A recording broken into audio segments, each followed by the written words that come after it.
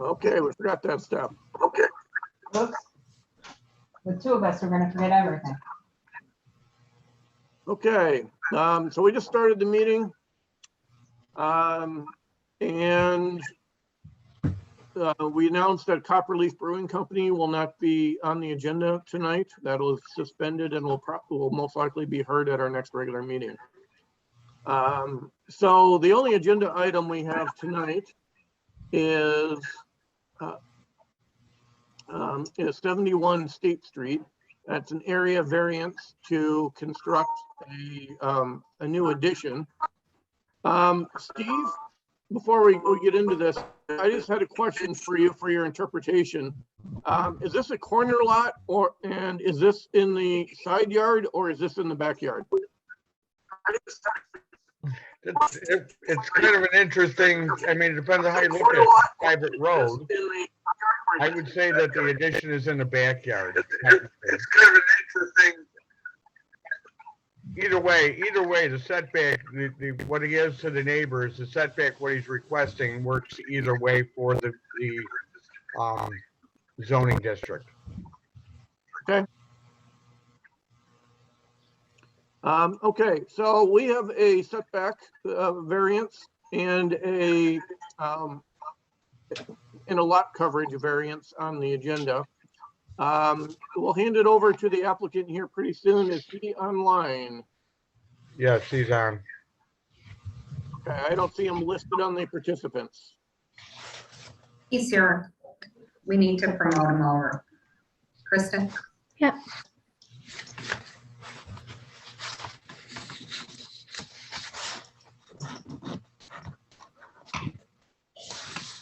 Okay. Okay, so Bob Michaels is the applicant tonight. And Bob, I usually try to give a little bit of introduction. I think you've been part of many approvals in the past, but you submitted with your application a description of the 5 criteria. So I presume that you are familiar with the 5 criteria. I like to mention at the start of these, what our standards for review are. The board must consider the 5 criteria for an area variance, and you do not have to comply with all 5 of the criteria. Ultimately, what the board is looking at is doing a balancing test to consider the benefit to you versus possible adverse impacts on the community. And we will consider those 5 criteria as part of our review. So that said, how we're going to go about this is we're going to hand it over to you shortly. We'd like to have you introduce your project. And some of the things we'd like to know are what led you to the design you're in, what alternatives you looked at. What we're required to do is give you the minimum variances required. So if you can give a little bit of commentary about why this solution makes sense to you, why you ruled out some alternatives, we very much appreciate that. And we're also taking a look at how this is going to comply with the community and the neighborhood character. So by all means, if you can talk at all about how this will or will not impact your neighboring properties, how this fits in with the community. Those are some things that we very much like to hear. So that said, I'm trying to give you a little bit of background. There are some other attendees I see in the audience. We will be having a public hearing, so we will open this up for public comment. And after we hear the introduction from Mr. Michaels, public questions from board members, and public comment, at that time we'll most likely close the public hearing, and then the board will deliberate on our findings for the applications. So that is how I'm expecting things to proceed tonight. I just want to announce it to everybody so it's clear. And with that said, Mr. Michaels, if you are ready, by all means, please go ahead and introduce your project. Thank you, Justin. Before we begin, I would appreciate knowing if everybody received information today that was updated.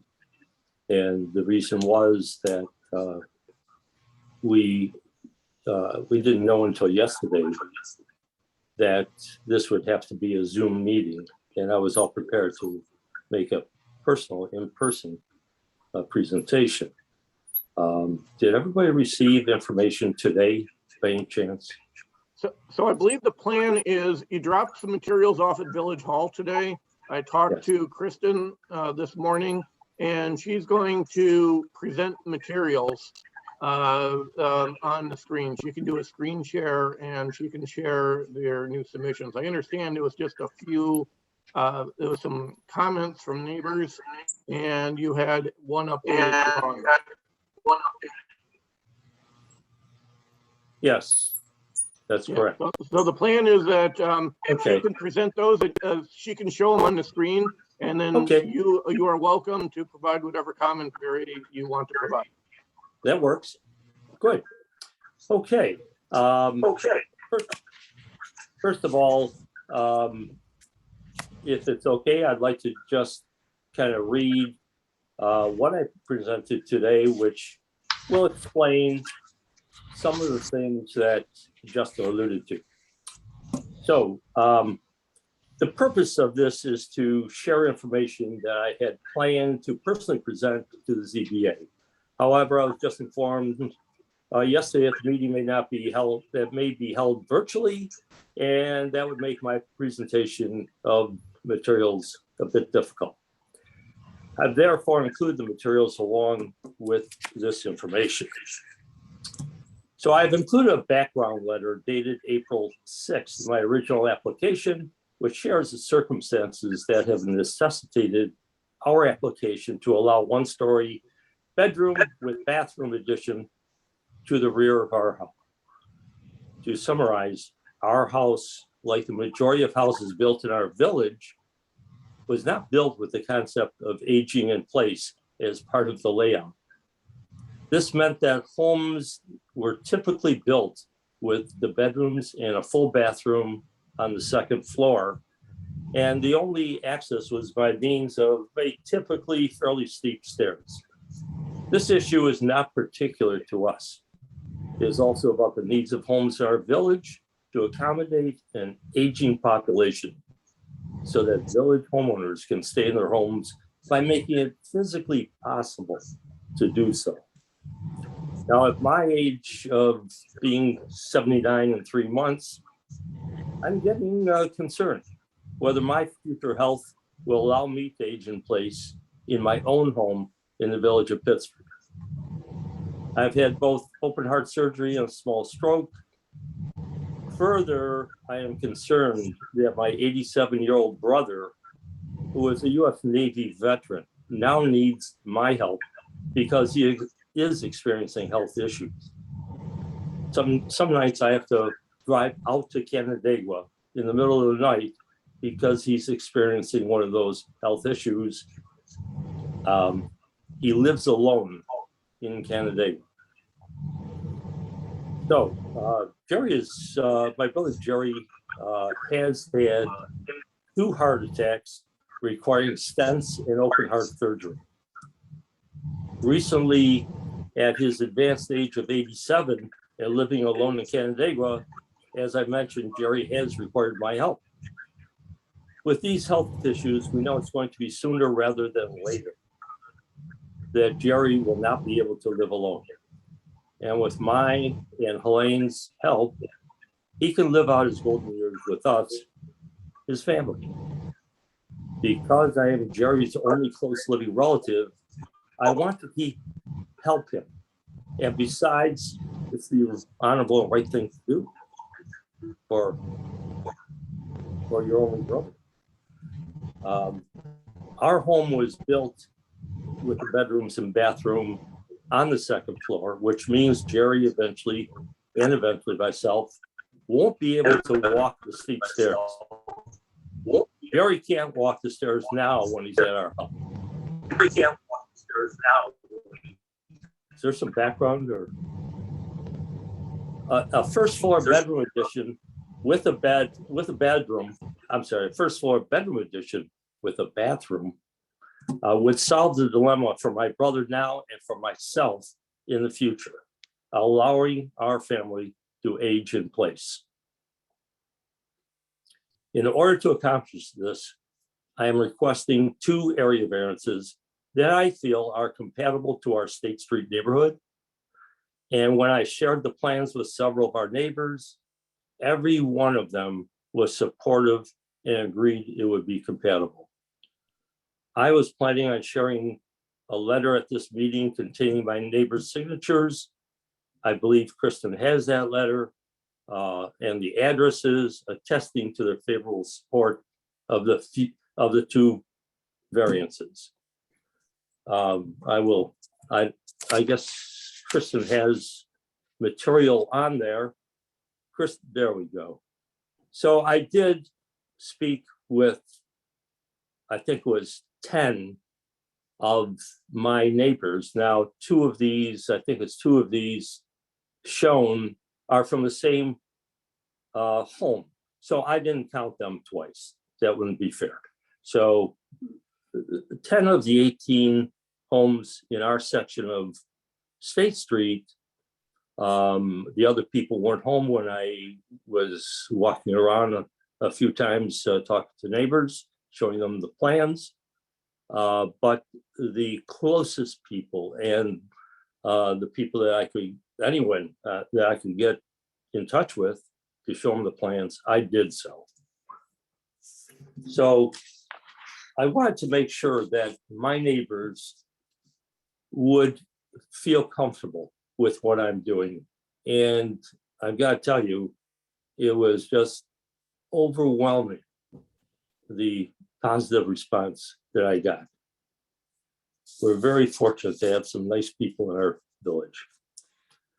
So our application is for 2 area variances to allow a slightly smaller rear setback. And Kristen, if you could put me back on video-wise, is that possible?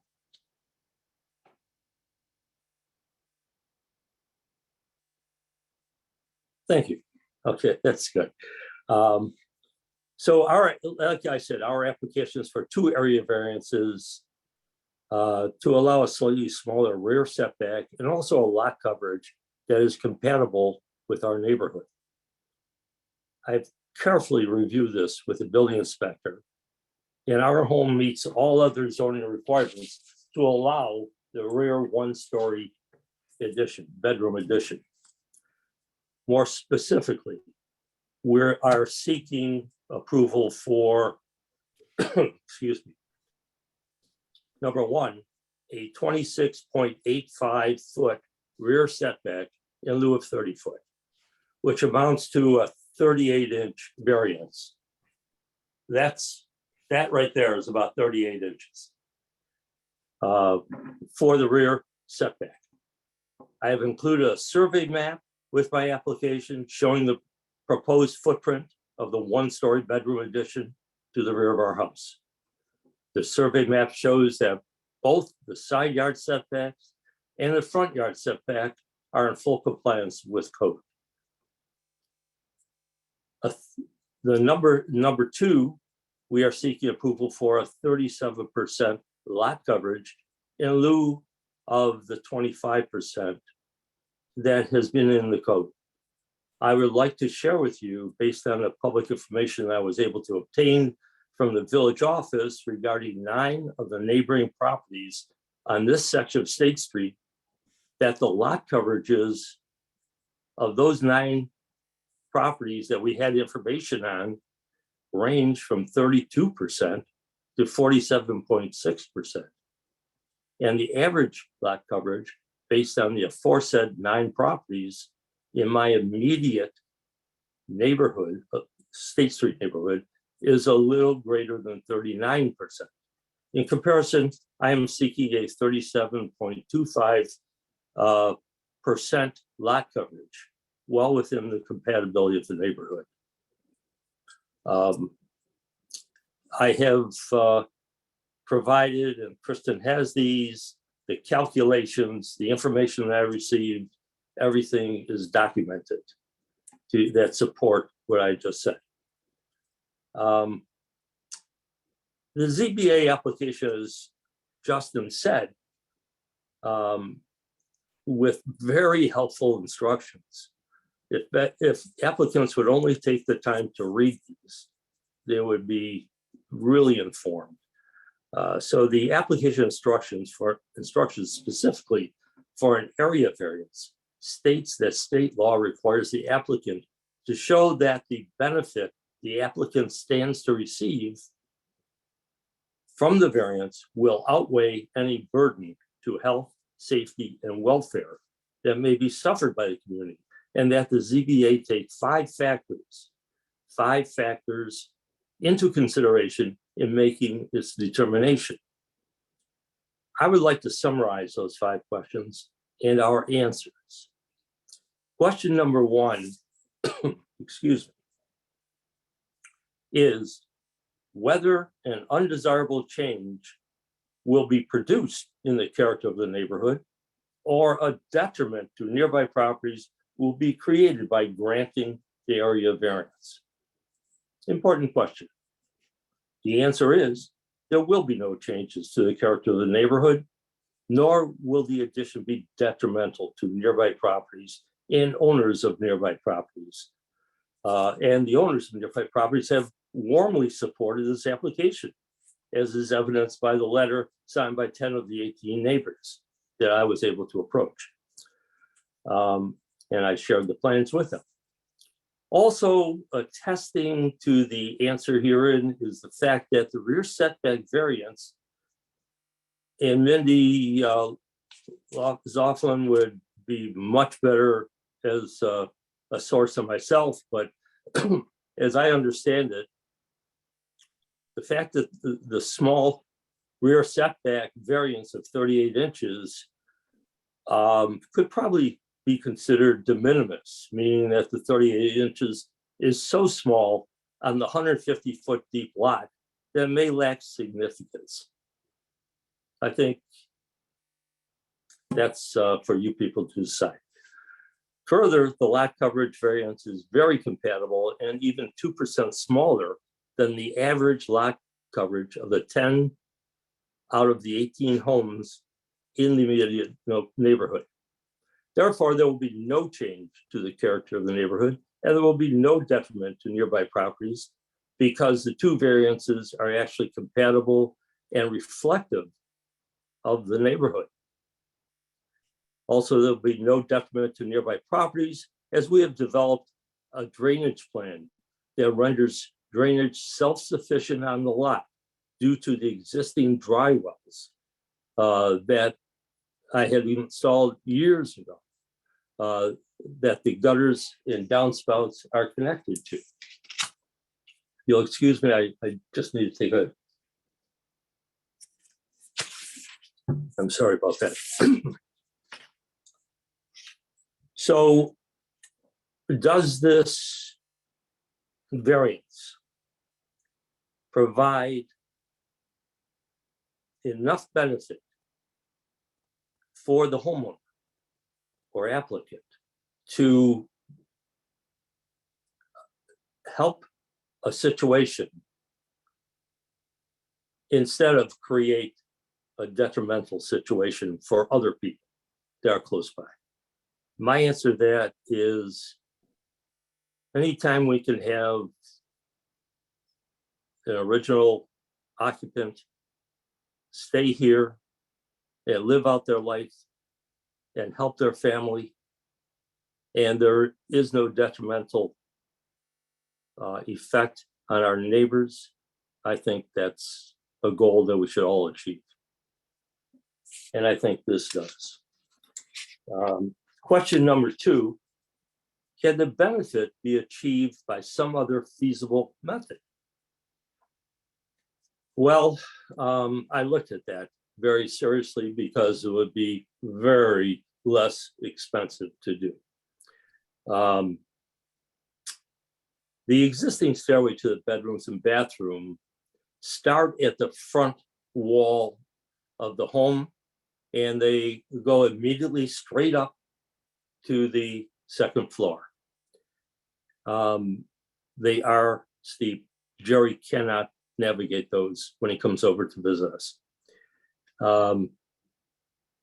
And frankly, I've had issues, but I've had back surgeries and knee surgeries and all that good stuff. That existing stairway is not feasible to lengthen in order to lessen the steepness or widen the width of the stairway. There is no possible way without making a big mess of the front of our home. It just would kill the symmetry.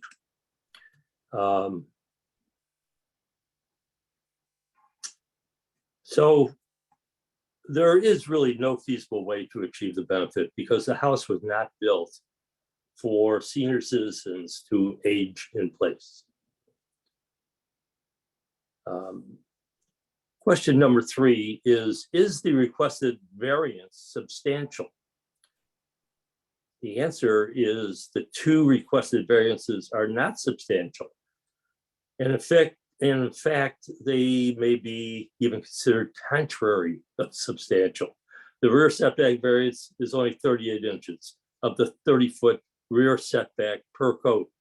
And the lot coverage variance is not substantial, considering that the existing lot coverage before the addition is 35.4% and only 37.25% after the addition.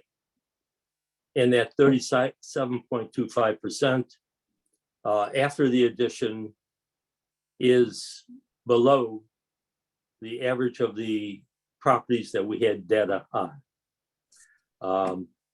Further, and this is interesting that I just kind of realized the other day, the existing stone patio, we have a semicircular stone patio that is in the exact location where the 1-bedroom, 1-story addition would go.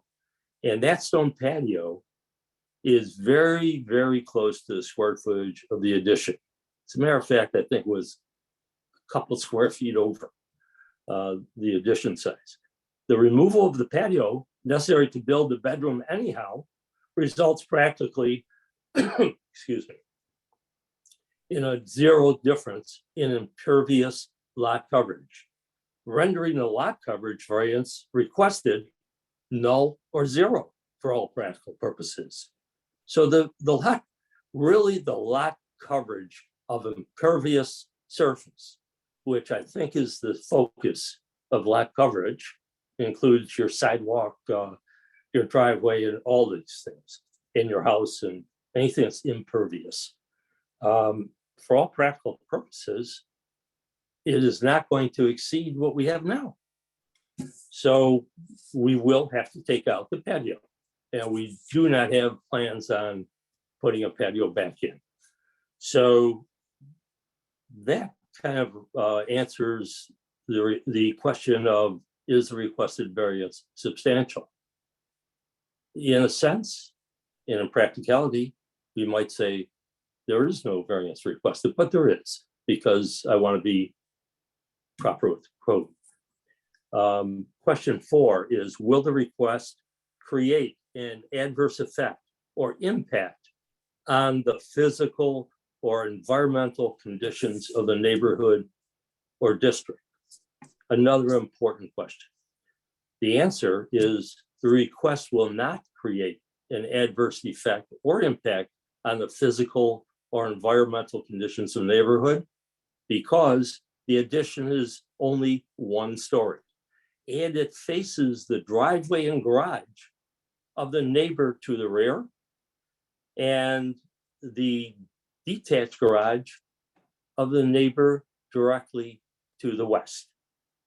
Further, there are no adverse environmental effects since the patio footprint will be replaced in square footage with the addition footprint. Therefore, there will not even be an increase in impervious footprint,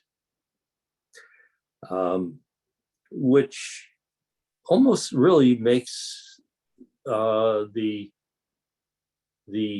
request for a variance of lot coverage almost moot, I would think.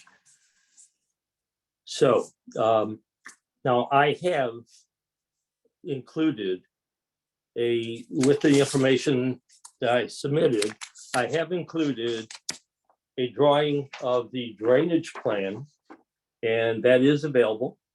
And I know Steve looked at it. Kristen has it.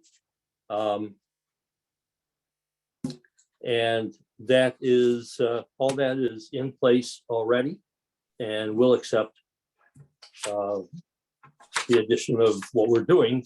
And frankly, there won't be any more runoff because there's impervious surface there already, and we're just replacing it by a roof.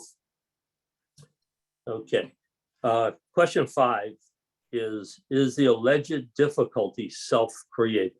Well, the difficulty really is not self-created, as it's due to advanced age, which is a factor, I guess, of nature and life in general. Did I ask to not be able to physically do some of these things that I used to do in the past? No, I didn't self-create this. Due to our ages, we are not able to physically do the things that we're able to do when we were younger. Did my 87-year-old brother ask to have 2 heart attacks and other issues? No, of course not. This is a universal problem, as I mentioned before, of many residents of Pittsburgh Village. So it is not a personal difficulty only, but rather a community-wide difficulty.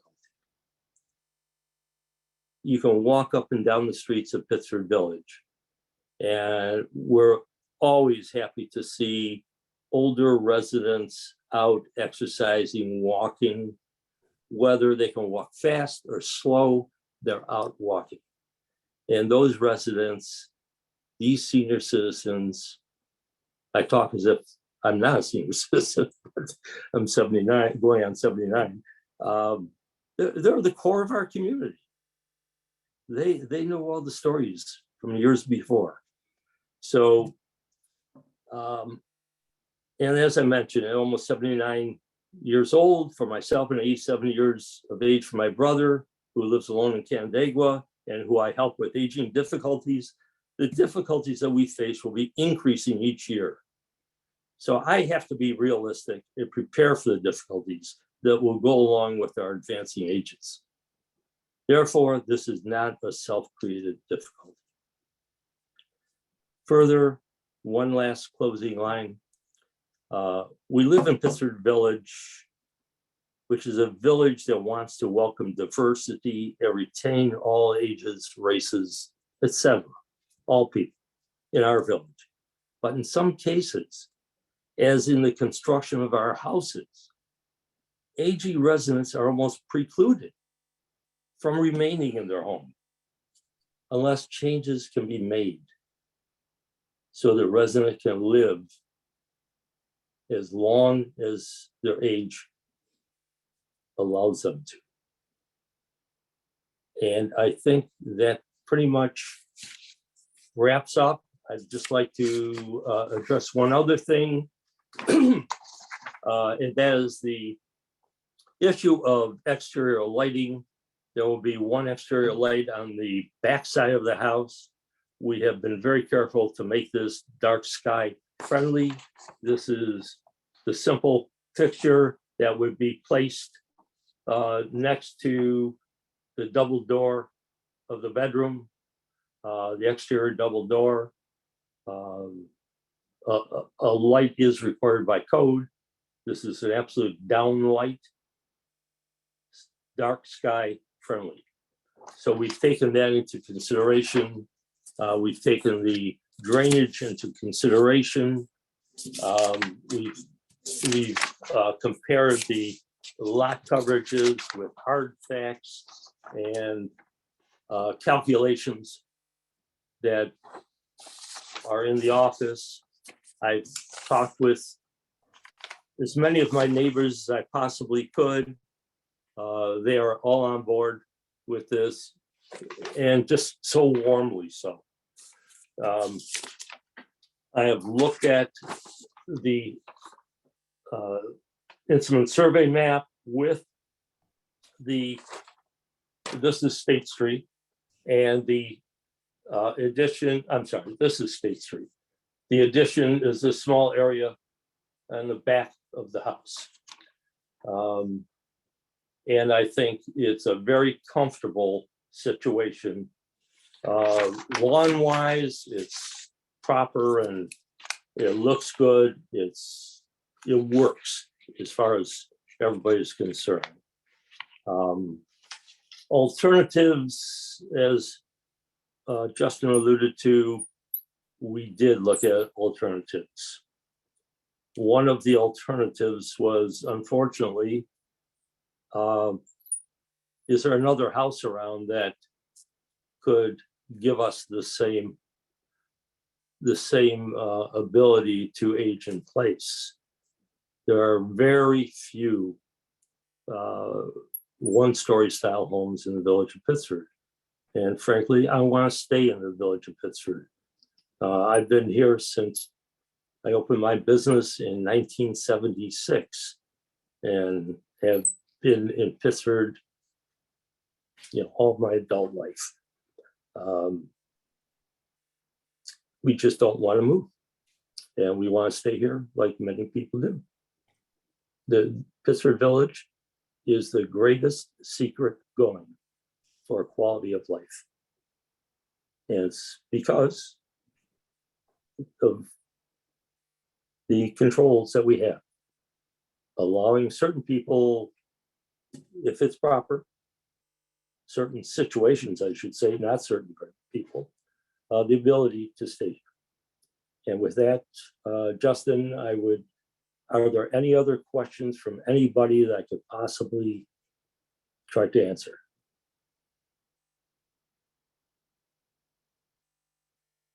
Okay, thank you very much, Bob, for the excellent introduction there and covering all of the criteria we normally look at. Very much appreciated. Thank you. So moving forward here, I want to follow up with the building inspector to ask his thoughts on your constructions that you alluded to. And then we'll open it up to questions from board members and then open up the public hearing.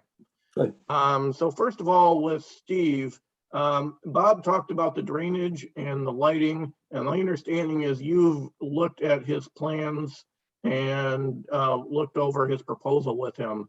I was wondering if you could chime in on your observations about what he's presented to you. Yeah, actually, Bob and I have sat down several times in regards to this and went over the requirements and everything he proposed, and looked at doing the drawings fell within what I would consider reasonable and a minimal effect on anything. And he's totally correct as far as lot coverages on that whole State Street section, as far as what the average is and what his is compared to the average. But he's done a very thorough job of creating as small as possible addition to care for his brother.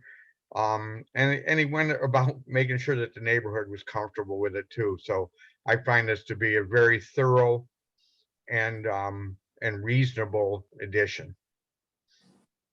Okay, well, thank you, Steve.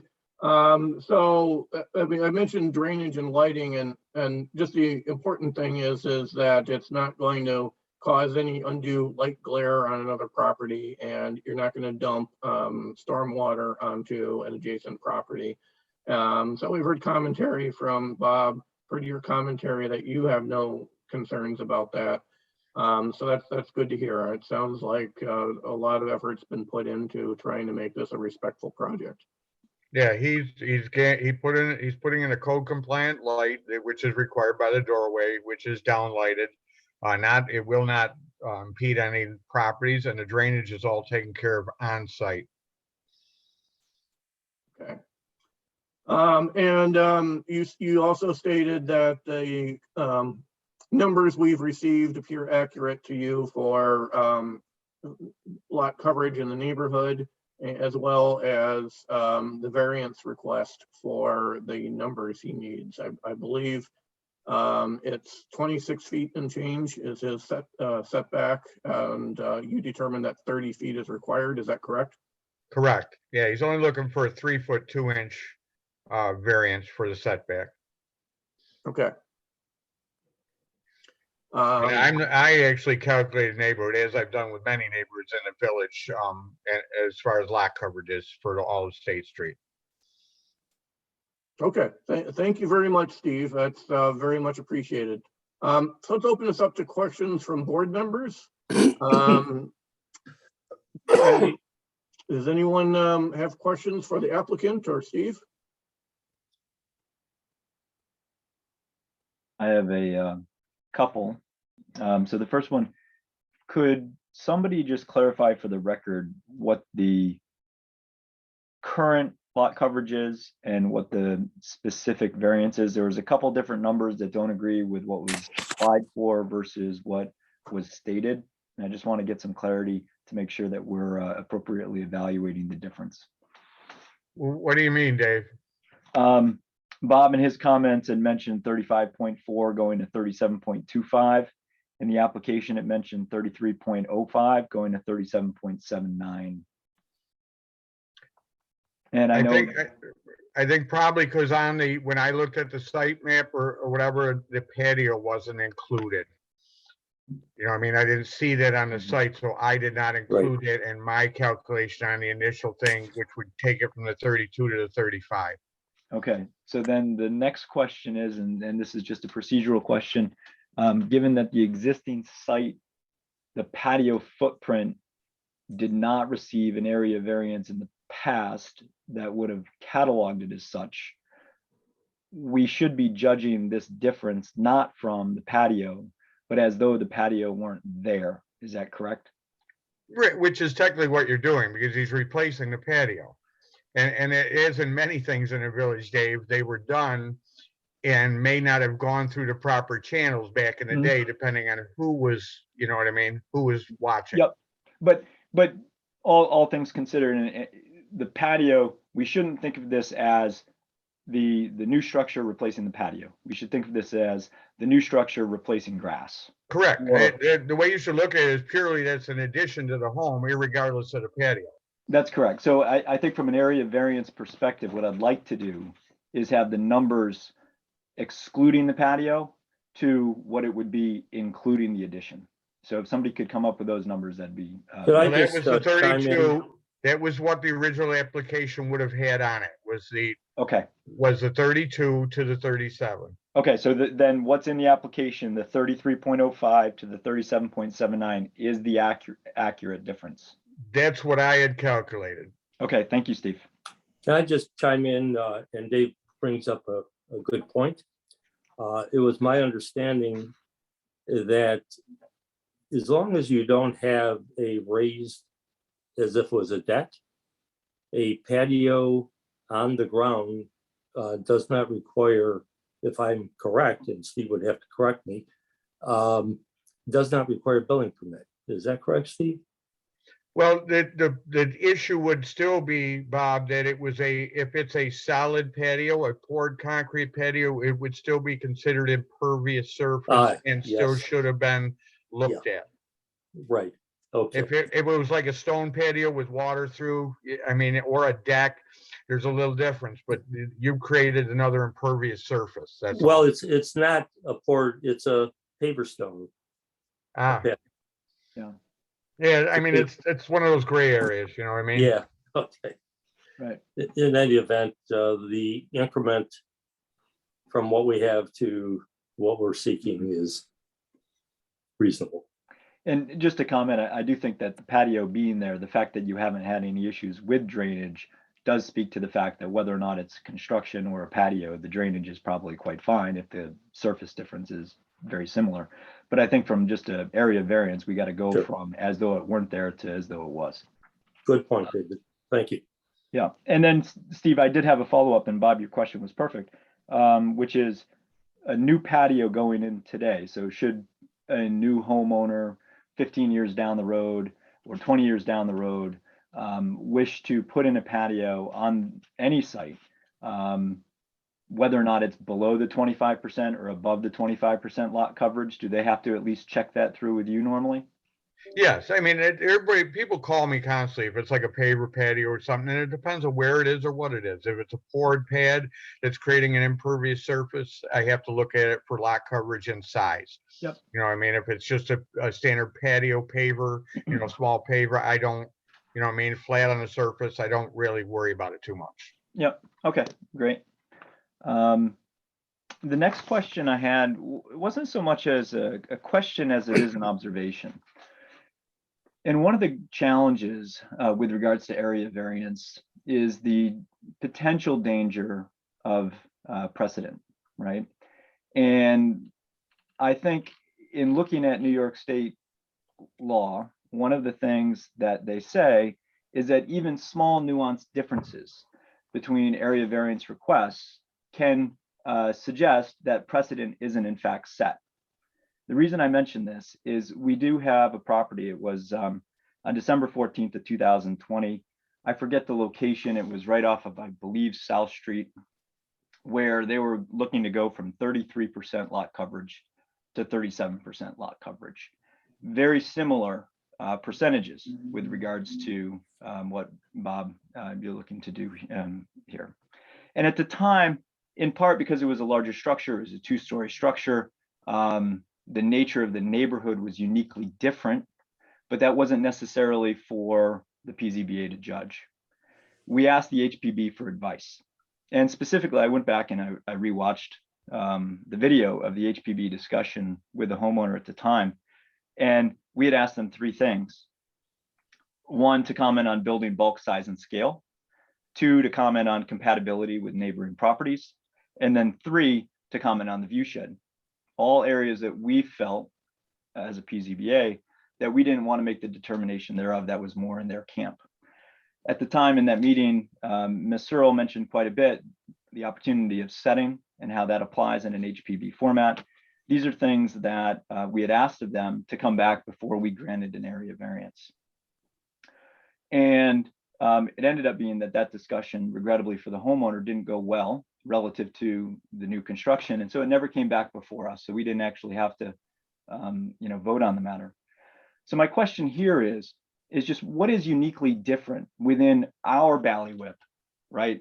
That would suggest that we would want to proceed with this area variance without the HPB commenting like we had in the past. And I certainly think that the neighboring properties, the setting, the structure, Bob, that you're presenting are uniquely different than that particular application. But I just want to be careful that we follow similar procedure, or at least we understand that we're not.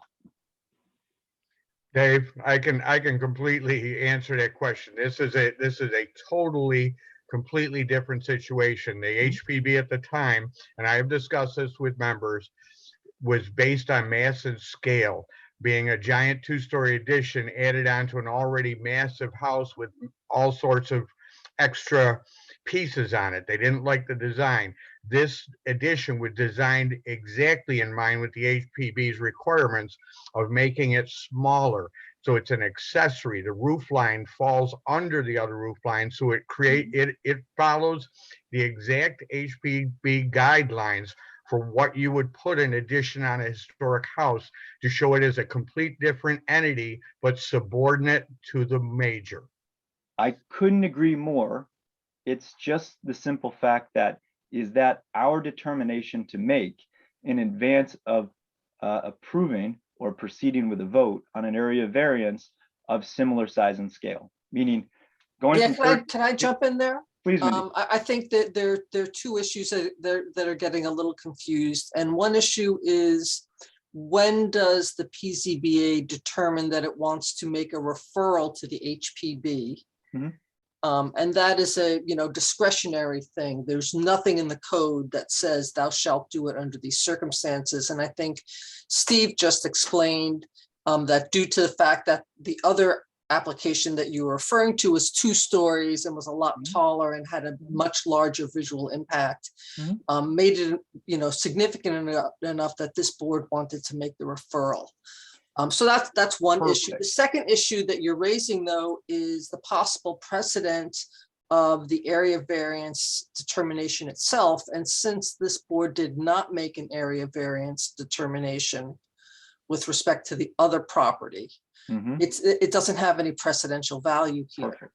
Okay, so then just to follow up, and really appreciate that, that would suggest we can, given what's being presented before us, have some discretionary perspective on what the ultimate final construction looks like as to whether or not we would want to refer it to the HPB or just simply move forward with the area variance vote as it's before us here today.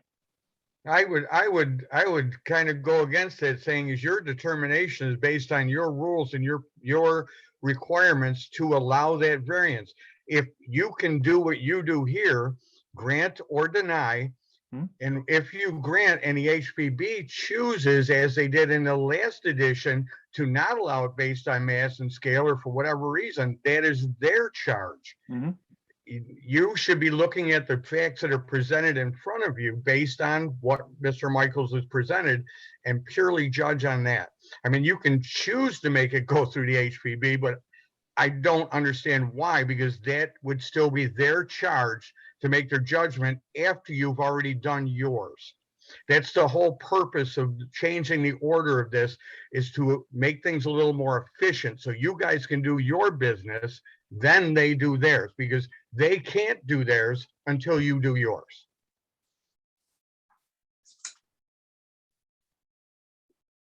Okay, thank you for chiming in there, everybody. Thank you, Mindy. Thank you, Dave, for the good questions. We'll get back here. I wanted to share a couple comments on these line of thought.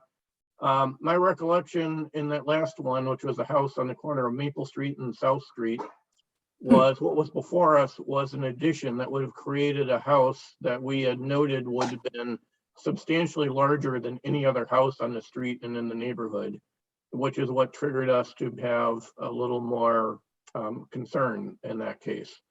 But that said, I think ultimately we got to evaluate each application on its merits, look at our 5 criteria, look at how it's going to impact things.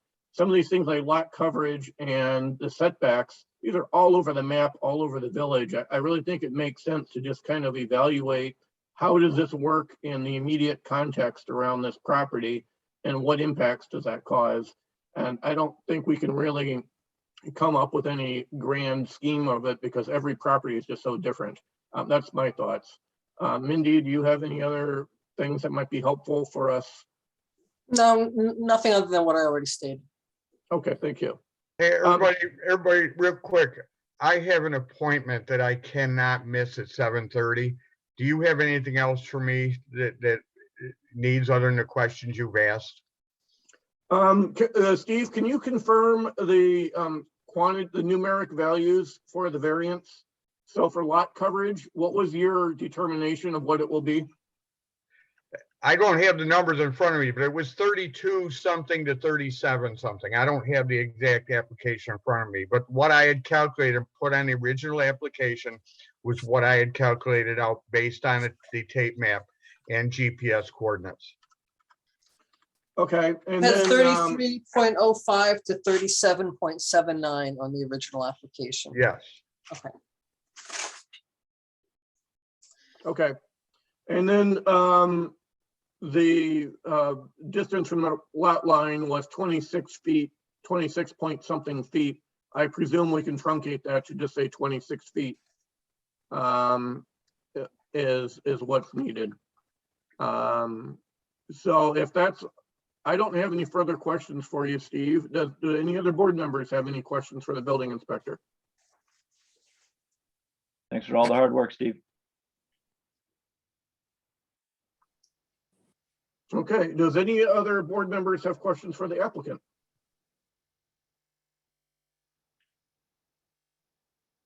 If something comes up that somebody really need a question me, you're welcome to call me on my phone. I will have my phone with me. Okay, thank you, Okay. Steve, very much for your input tonight. All right, thank you. Okay, I'm not hearing any other questions. If people think of something, we still have more opportunities. I think it makes sense at this point to open up the public hearing and allow any commentary from residents. And it sounds like there's been a few letters that have been received.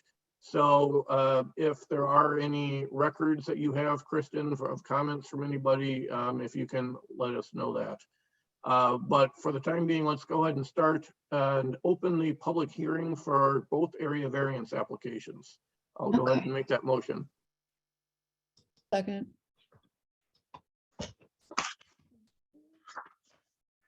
Do I do a roll call for that? Yeah, please. Okay. Member Marshall, Aye. Member Shannon, Aye. Member Loda, Yes. Member Freed, Aye. Chairperson Vlistra, Aye. motion carries. Okay, thank you. Kristen, can you go, or Dorothea, whoever is in control here, I'm not sure what the protocol is for how the people can flag us to let us know they'd like to speak. There were two comments from Mr. Piers and Mr. Limbeck, so I will let Mr. Piers know that he can speak in just a second. I think there might be a little hand button, a raise hand button to get your attention on the bottom of the screen.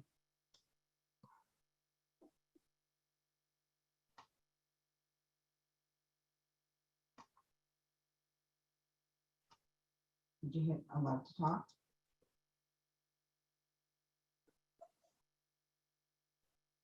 Mr. Piers, you are allowed to talk to the board.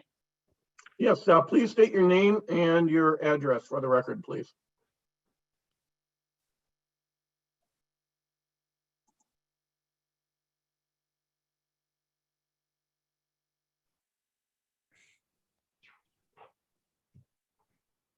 He's on twice.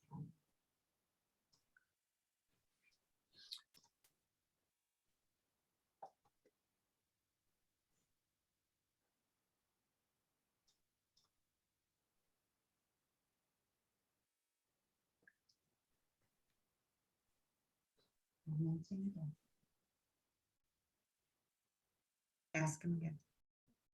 Oh, I see his, Mr. Is- Piers, you can speak to the board.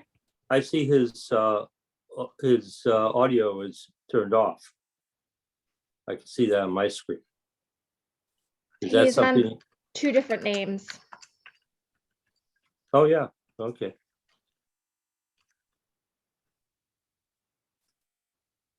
Now, oops, he's trying.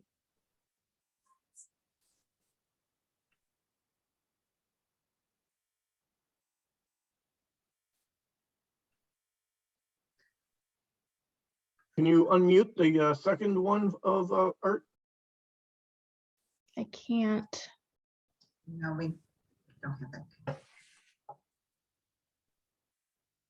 Kristen, why don't we go to Mr. Limbeck?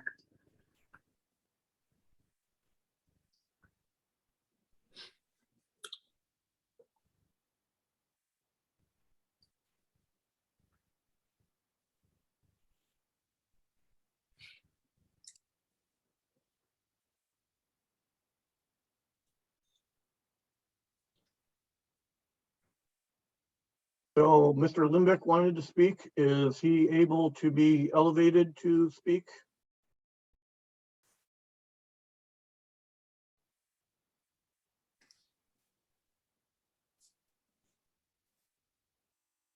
Mr. Limbeck, you can speak to the board. Good evening, this is John Limbeck at 72 State Street. Can you hear me okay? Okay.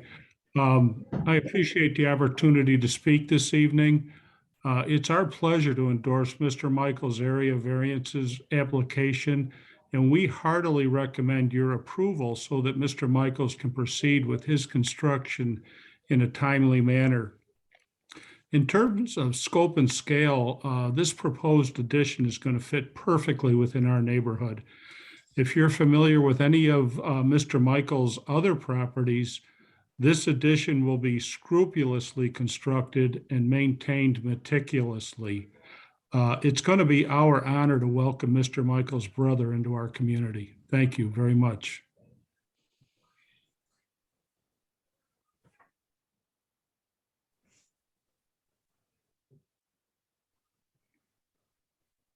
Okay, thank you, Mr. Limbeck.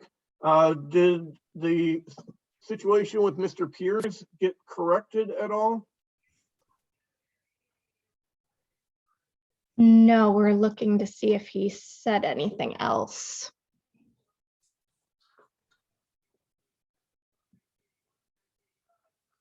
Kristen, mute I yourself. see in the chat, he's asking whether somebody can let him in now.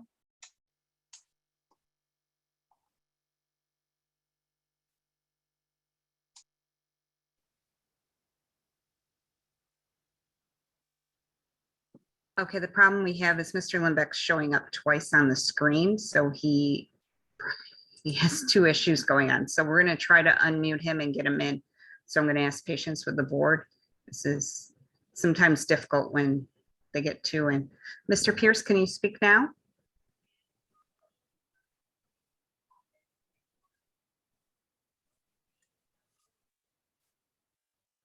He's unmuted. He's connecting. Let's see what happens here. I think we hopefully are on the right track.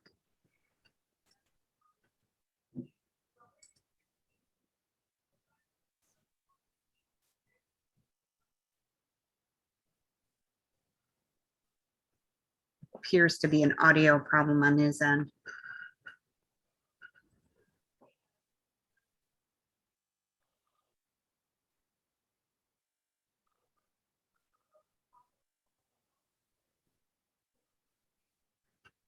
Mr. Pierce, I'm going to try the other login I see. Are you there?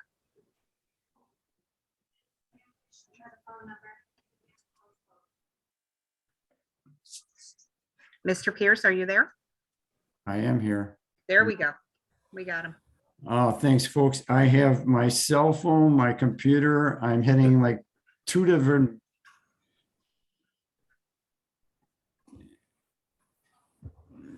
$12 different buttons here. So bear with me. And now I have a delayed call here. So hopefully this works. All right. So can you hear me now? Yeah, we can hear you. You're set to All right. speak. Thank you very much, patience. Dorothy, one of these days I'm going to come in and show you what I do and what I am doing wrong. I have this with every meeting. Okay, well, to be brief, thank you very much to everybody, to the board.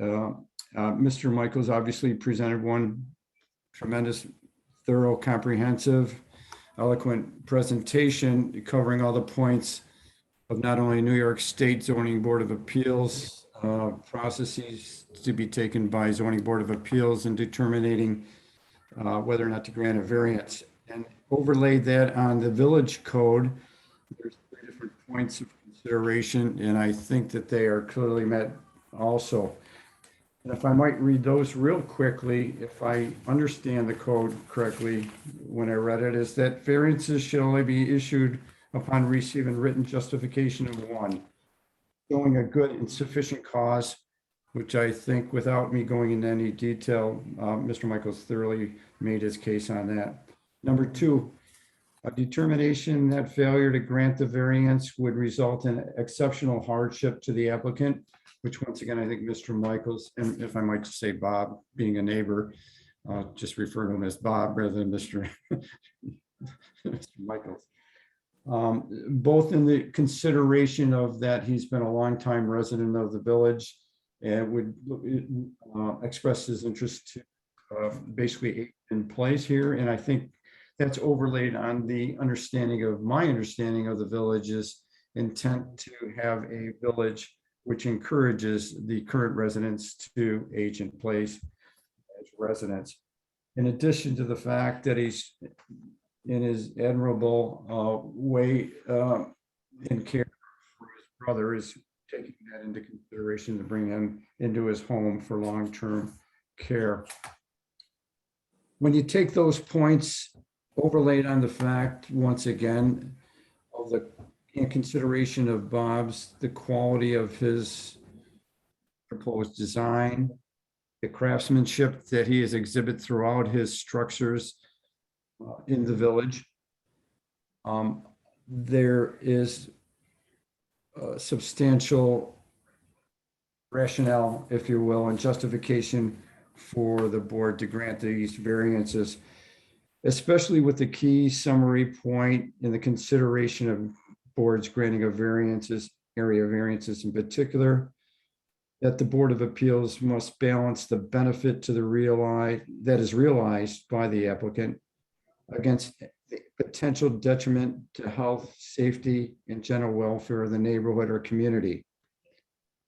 I trust that all agree that everything that Bob has presented shows that and gives justification for the board to recognize that he would be gaining much by this, and there absolutely no detriment to the health, safety, and general welfare for the community or community. Just the opposite. Again, the quality, the superior design of his proposed addition will enhance the neighborhood as well as keep a very respectable and well-admired resident in the village. As a side note, if I might add, and Attorney Zuglin, if she could maybe feed into this, in response to the question or comment about setting precedents, my limited, albeit lengthy experience with presentations before zoning boards of appeals, it's my understanding that no precedents can be considered under the law in reviewing of each and every separate application. It would be interesting to hear, once again, Attorney Zoglin's opinion on that, but that's my understanding here. Again, that any reference to any application that had been granted a variance or not granted a variances cannot be considered with a current application, that each application is treated on its separate and own merit. With that said and done, I strongly encourage the board to grant the variances I was requested. Thank you.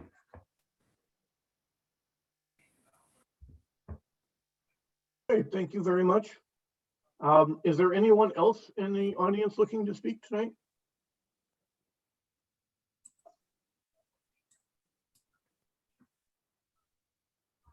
No, Justin, we don't have anybody else wishing to speak at this time.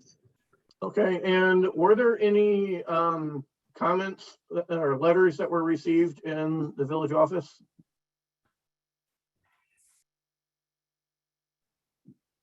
I know Just there's the the- one, just that petition that Bob showed us on the screen. Correct, just the correspondence that Mr. Michaels presented in the office today. Okay, let me ask some clarification. Mindy, the on-screen presentation, does that was that adequate? Do we need to do anything in particular for access to those? I know they're on file, but the board knows as much as the public does at this point. We've seen what he's presented. Yeah, I mean, the screen share, I think, is adequate as long as the originals are on file in the village office. Okay, thank you very much. Okay, with that, I'd like to go ahead and make a motion to close the public hearing for both applications. Second. Okay, let's call roll call vote. Kristen?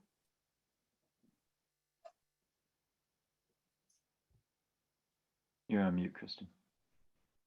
Member Shannon, Aye. Member Loda, Yes. Member Freed, Aye. Member Marshall, Aye. Chairperson Leistra, Aye. motion carries. Okay, thank you very much. So makes sense. Let's go ahead and start our deliberations.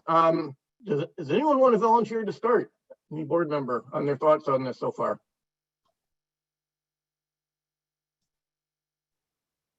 I guess I'll take number one. So we're just going to start with a 5 and Well, I think we can, I didn't know if there is some initial discussion people want to have, or if you want to jump directly into findings. if no one else wants to start, if we move on to findings in a moment, general thoughts on this. I just wanted to ask if Joanne and Susan, who are on the comp plan committee, sorry to put you on the spot here. I did look up some of this stuff, but my recollection was a comprehensive plan had some commentary about it being a goal to increase the diversity of housing. And some of these age in place concepts have a root in the comprehensive plan that was recently updated. I just wanted to see, since you were on that committee, if you had any memories about that. That's true, Justin. It is working into the comp plan.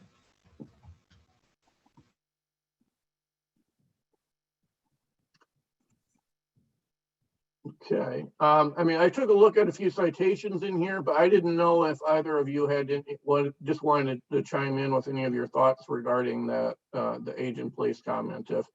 But I can read a citation or two if that's helpful. If you think it's important. Okay. Well, I'll just mention this briefly. On page 33 and 34, it does say that it is important to increase the variety of housing options in the village. And it also talks about supporting accessory dwelling units, which corresponds to reconfiguring your home to possibly care for an elderly person or to make a possibly rental for income, which we're not really creating an accessory dwelling unit here, but it seems along those lines in the spirit of what was in the comp plan. I just wanted to mention that. It didn't sound like you guys had a lot you wanted to chime in on the comp plan. I just wanted to mention that it's a reference. If there is nothing else from anyone that they wanted to bring up at this time, I would suggest that Kristen go ahead and brings up one of our draft resolutions and we can review the 5 criteria and discuss it. So if you can do a screen share of, I guess you can start with whichever one you want. I think there's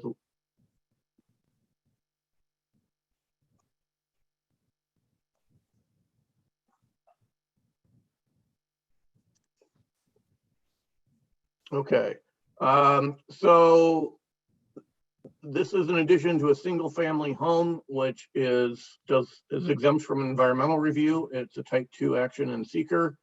That also made it exempt from Monroe County planning review. And it's also exempt from our local waterfront consistency review. So that said, Chris, if you can scroll down to the next page.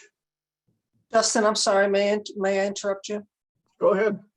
Under the seeker findings, the 2 citations would be 617.5C11, which has to do with an expansion of a single family dwelling, or 617.5C17, which deals with granting an area variance for a single family dwelling.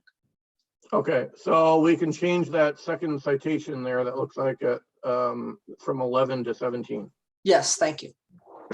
Okay.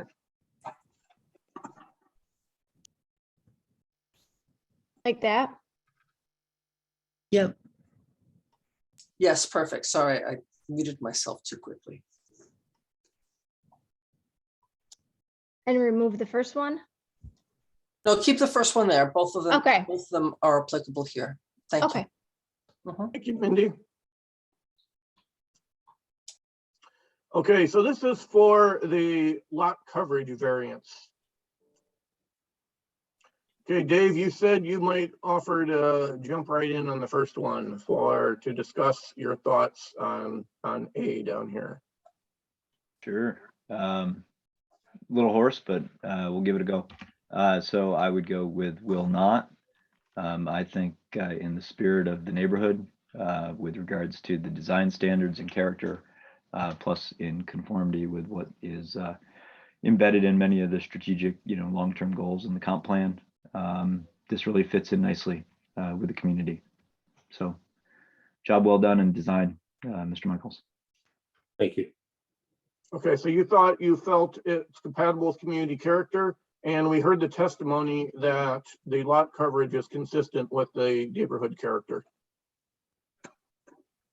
Yes, Mhm. and I do think too, just given where the lot is located, and the nature of the footprint, it really acts as a nice,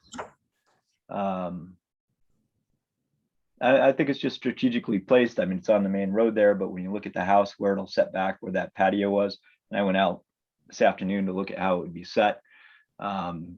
It's fairly tight to the secondary accessory dwelling for the house to your west.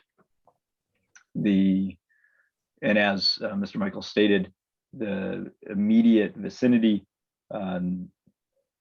you've got that garage that faces it on what would be the south side, and then that accessory, storage structure on the west side. So I don't think in any way it would be a detriment to the neighboring community or the immediate neighbors. So, David, are you offering comments on both of the variance applications? Yes. Okay, because it sounded to me like the second comment related to the area variance and not the lot coverage, the setback variance and not the lot coverage. Okay. Yep. So stick to lot coverage. All right. I guess referring to detriment to nearby properties, we heard that drainage was accommodated, and we heard that the lot coverage is not changing substantially over existing conditions.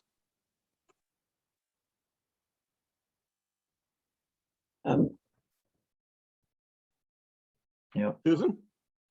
So that it just occurs to me that as more homes, kind of attempt or, seek to increase their space to accommodate aging in place or rentals or, the diversity of housing options in the village, already mentioned by the comp plan. That while you're looking, I believe there's a committee looking at the code. I think this may not be the last time, that we're going to be confronted with this request. And so maybe in the code, you would want to kind of revisit some of the lot coverage dimensions. Just a thought.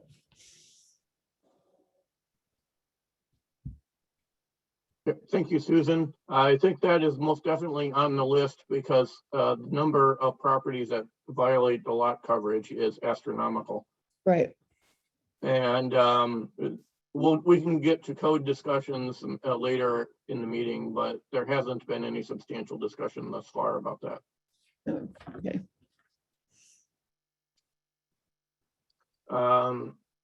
Okay, the next option here. Susan, you were last talking. You want to you want to get a double hit here? Do you want to comment on B? I've always thought this is, kind of odd that can it be achieved by some other feasible method? I think not. Practically speaking, houses are a certain shape and design, and to be consistent with that, I think Mr. Michaels has done a great job. With adhering to the character of the neighborhood. So I don't see how you can add on to a house and not add on to a house. Right. So, right. Thank you, Susan. I think what we heard from the applicant was he's specifically looking to not have to go upstairs as they age. And as you say, if you kind of need a bedroom on the first floor to solve that problem. So as you said, without an addition, there's really no other option. That Right. makes sense to me. Yep. Is that what I'm putting here? Yeah, we can update the wording later. The Okay. important thing is that we have a discussion of it, and then we can follow up to make sure this document, we don't need to fine tune it in real time. It just needs Okay. to represent the discussion. Okay. And typically, Kristen will usually put a sentence or two or sometimes three for each of these that summarize our discussion. The important thing is that we consider it. Okay. And we also have the comments from the applicant as well. Okay. Next one, C. Who have we not heard from? Joanne, do you want to chime in? Oh, you know me, I just love to talk. See, the request is not substantial in that, well, it marries into the neighborhood quite nicely. It's a small addition. It's not 2-story. It doesn't interfere with anybody's view shed. And the neighbors are all supporting it.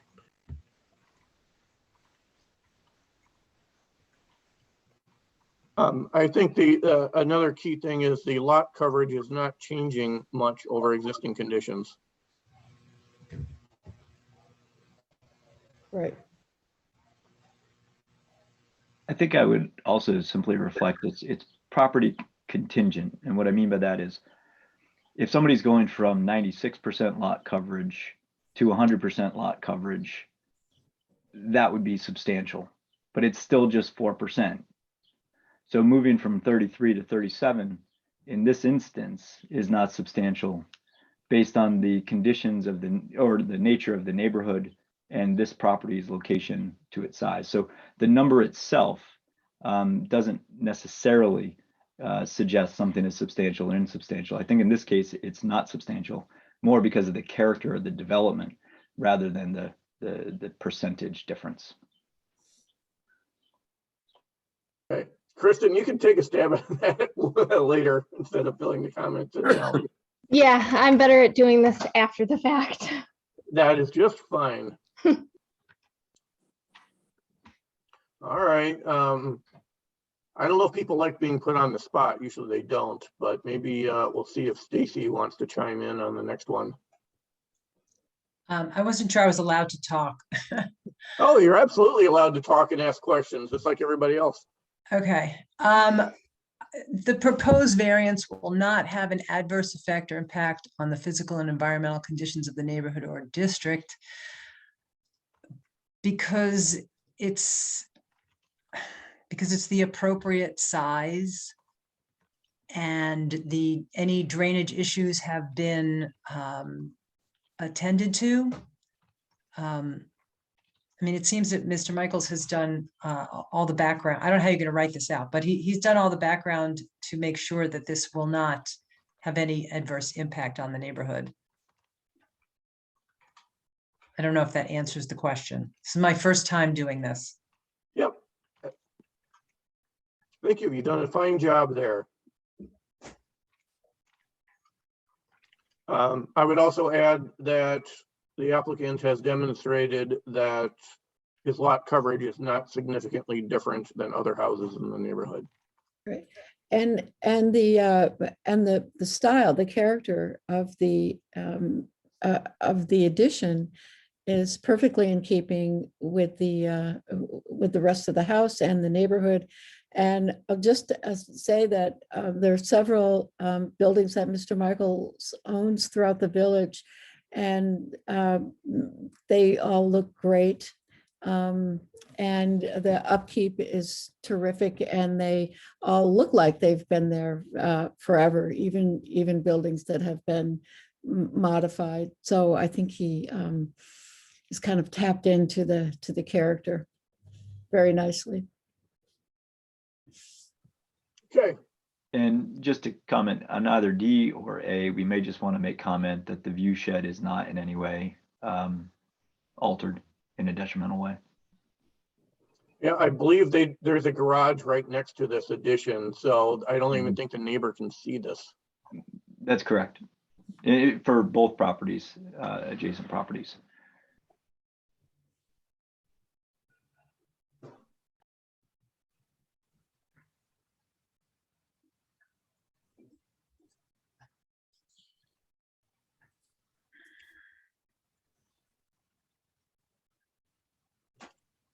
Okay, the last one, our usual stock language in this is the desire for it is self-created, but that alone does not preclude granting an area variance.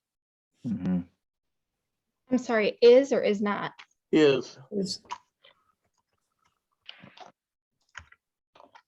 so the typical verbiage, I'll just repeat it again, is the desire for the desire, I've lost my words here. The desire for the addition is self-created, but this alone does not create a preclude granting an area variance.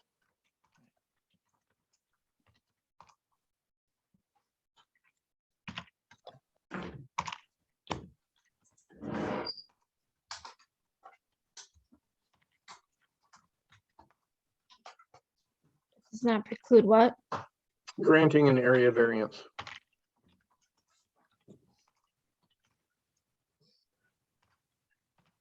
So normally, so we would normally say the addition is self-created, but this alone does not preclude granting an area variance.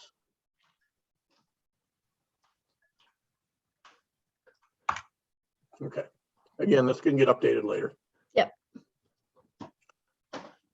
And anyone's thoughts? I didn't really see the need to ponder alternatives. As Susan said, you need an addition to get the benefit of an addition. And the applicant said he looked at various alternatives. I don't think we can require him to move by any stretch of the imagination, but this looked like a fairly modest addition in my opinion. And I don't think creating a smaller addition would substantially lessen impacts. Right, Agreed. agreed.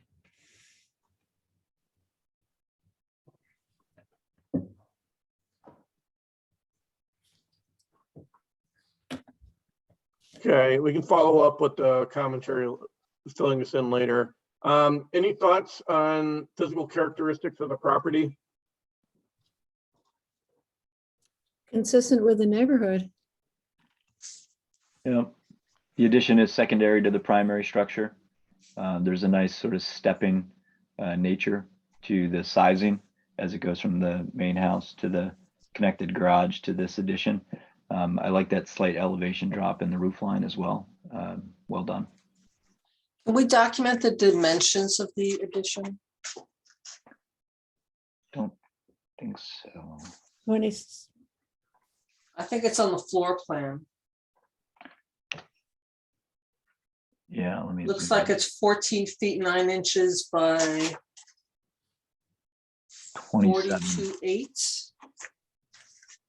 I think, Yeah, 20 once Is that the right? I think it's 27 27. feet by 14. 27 by 14. Okay, yeah, it's, Yeah. yeah. I think I need glasses to read this stuff, don't I? 27 by 14? 14.9. Right, in terms of this being the minimum necessary, I mean, that's a reasonable size for a bedroom. You know, Yeah, we're talking about 400 square feet. right, Well, it's a bedroom and presumably a bathroom as well. Correct. right. We don't have the interior floor plan, but I don't see how that is. Well, one, as I said. Yeah, it's in there. It's in there. It's in there. It's just before the instrument survey. Oh, okay, I see it there. Thank you. Yeah. And that, you're right, it does include the bathroom. Mhm.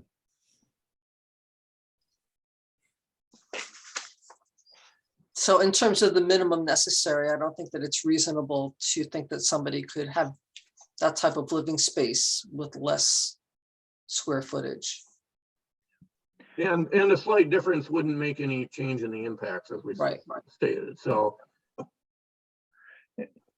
Bob, I did have one question. I see on the design standard, there was a double hinge door opening to the back. Were you intending to build a pervious or impervious patio to step out onto in that location? No, that primarily is for fresh air. On the other hand, we would put a step, Mhm. but there is no plan to do a patio. Okay, thank you. Mhm.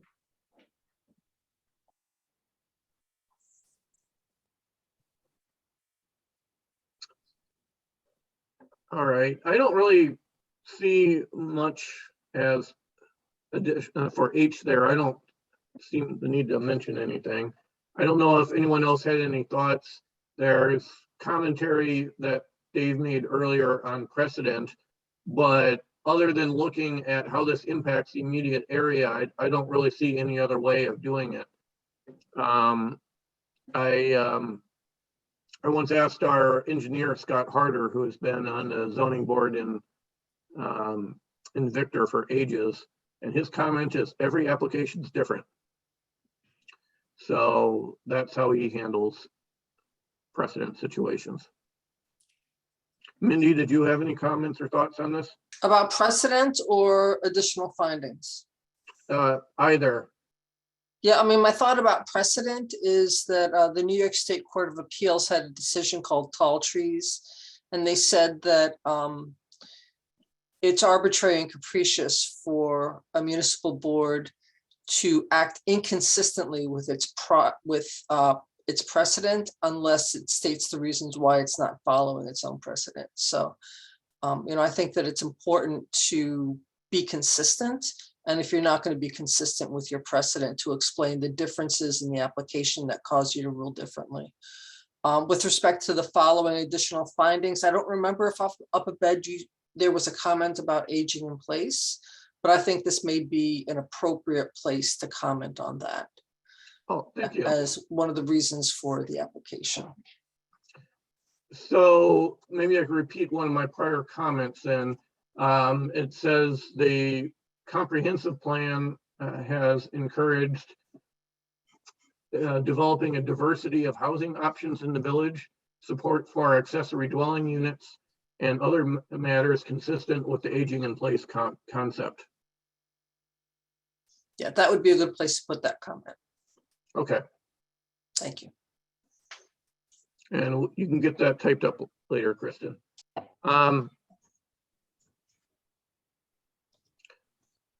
So, Mindy, as far as conditions go, would we put HPV approval as a condition? Is that something we can do? I don't think that this will be viewed from the public right of way.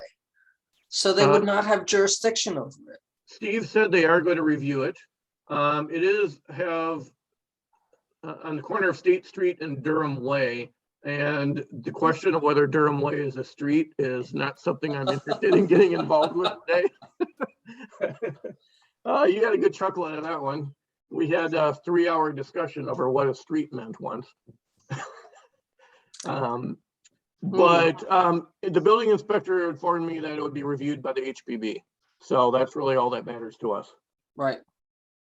And I asked him that because sometimes if it's not going to be, we want to take a little bit of a harder look at the architectural style and materials that are in use.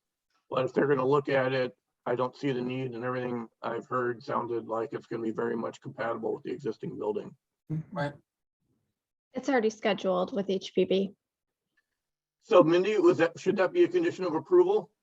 Yeah, I like the idea, particularly since you haven't given much look, you haven't really considered the aesthetics. Okay, so condition of approval, number 1 would be HPB shall grant a certificate of appropriateness for the action as presented to the Zoning Board of Appeals. If needed. Can we just say if needed? I mean. Yes, however, we need to word that to say if required by the building inspector. Right. Thank you.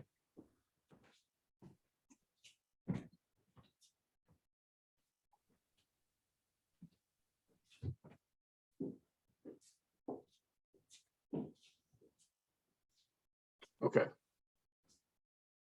I don't have anything else. Is any other members have any other comments? I simply have a question out of ignorance, which is, should a future owner of the property choose to scale up rather than out, that would go before the HPB, not us, correct? So we don't have to put a limitation on the number of stories or anything like that. That's just, we approve it based on these, Application. the application, right? Okay, just checking. Yeah, I think if they wanted to put an addition on it in the future, that would come up under its own review. And if it changed any of the things we looked at, it'd come back to us. If it didn't, and it just goes straight to the HPB and they think it looks like it's compatible with community character, I'm fine with that personally. Okay, sounds like a plan. Thanks.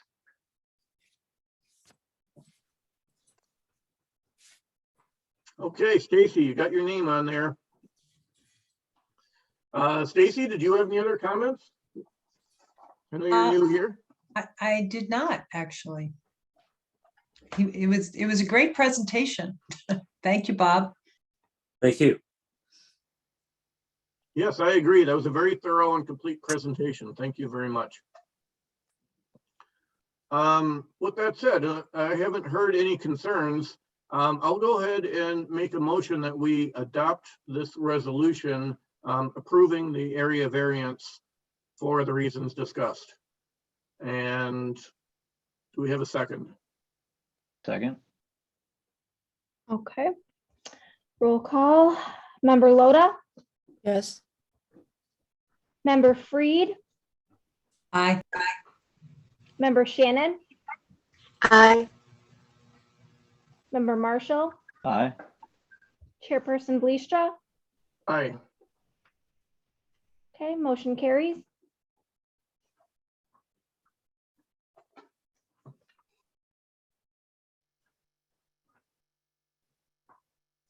Okay, let's go on to the next one. And Kristen, we often copy and paste comments from one to the other. Oh, So, but since you haven't put all your comments in there yet, I'll just pull up the other one and then do it later. that's fine. Let's see.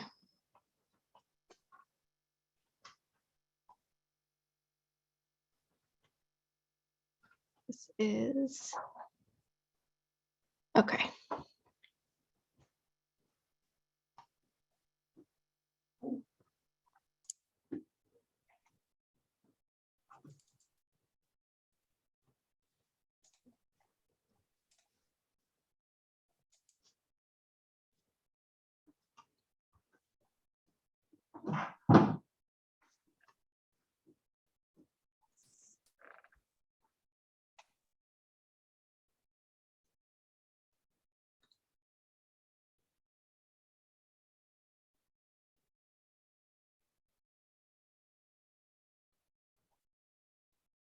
Can we get that up, Kristen?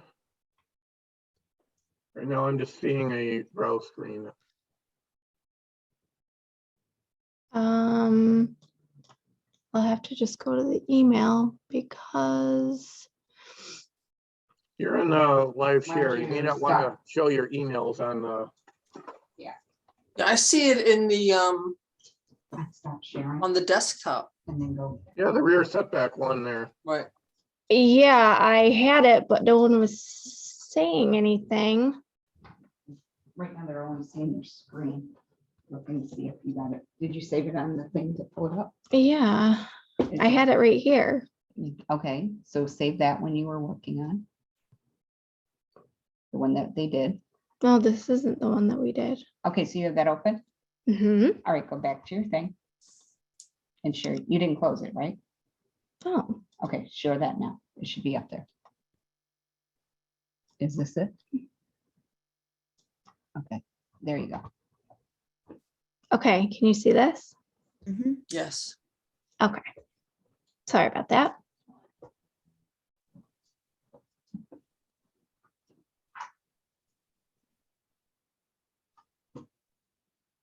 Okay, I think we'll have the same change to the seeker clause that Mindy mentioned. So it would be 11 and 17 are the two. Mindy, did you have any thoughts on the first whereas clause there? Do we need to say 26.8 feet or is 26 feet adequate? You can say approximately 26 feet. I like that because I don't think it's possible to measure these things to 0.1 foot accuracy, but Right. at least I can't. Maybe somebody else can. Oh, put approximately here. Yes.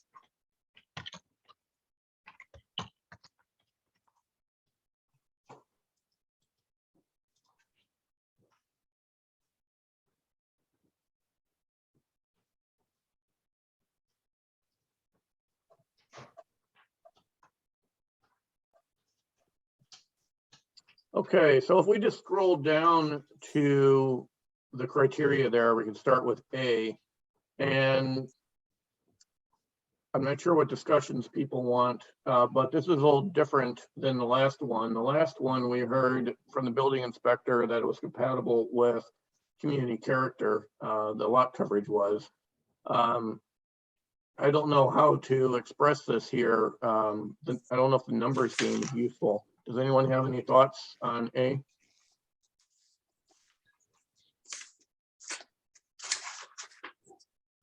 I think it's quite consistent with the character of the neighborhood.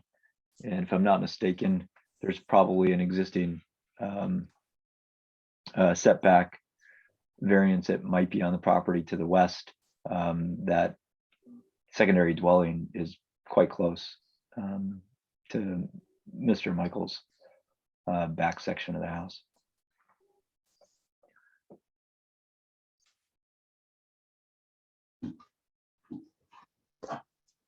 Yeah, if I may, I would just point out, I think the applicant did a fine job of articulating this in his written submission to the board in the letter of intent. Thank you, Mindy. You're welcome. I mean, the fact that the neighbors have all supported the application, that it will have the same style wood windows and exterior door, same roofing, same siding exposure, same colors as the existing house.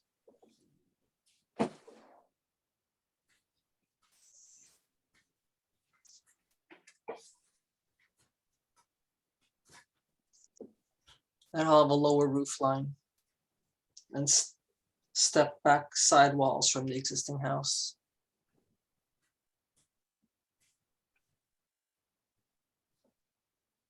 Yeah, so if you want, we can just copy the applicant's text verbatim. I'm reading that here. Right, he really made your job easy. Mhm. Okay, that's good. And Bob, I don't know if we've ever copied anyone's comment verbatim before. It's not plagiarizing. Yes, That's it's the fine. highest form of flattery, right? Yeah, we listen and then we come up with our own thoughts is how it usually works. They don't necessarily disagree, but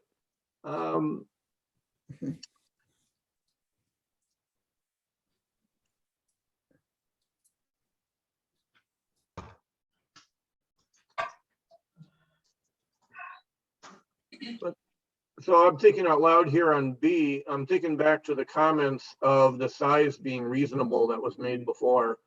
And I don't think that this, so I would say cannot be achieved by another method because significantly shrinking the size of this to comply with the setback requirements is going to make the benefit nearly impossible if it be a non-functional addition.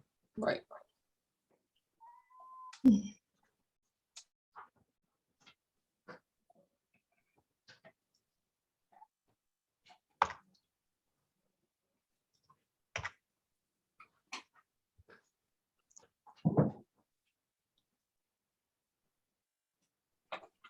Anyone want to chime in on C?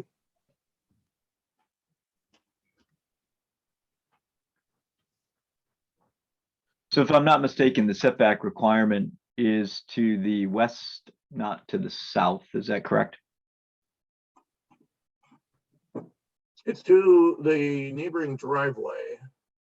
It is essentially the south. All right, so it is to the neighboring driveway directly behind you, not to the side of you. Correct.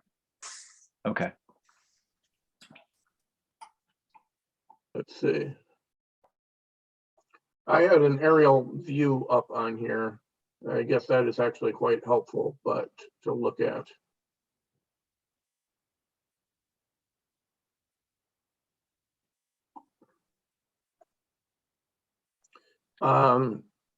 Okay, but to address C, I would say it's not substantial because it's only 3 foot difference from what's required.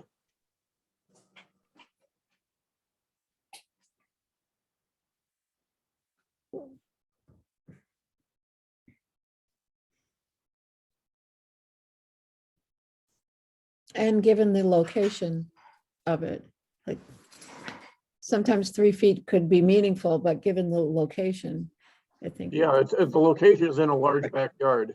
Right, It's well drained with lots of lawn and grass and all that. right.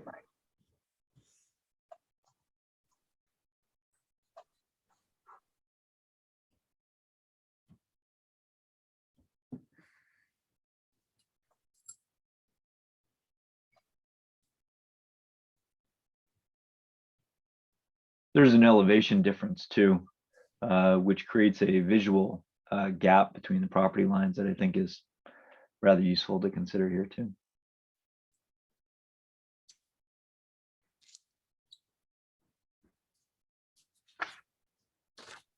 For D, oftentimes we just copy the answer for A.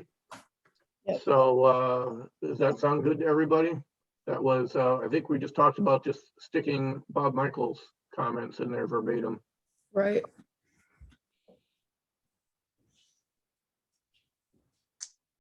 And we can also add that drainage and lighting is addressed as not causing any adverse impacts.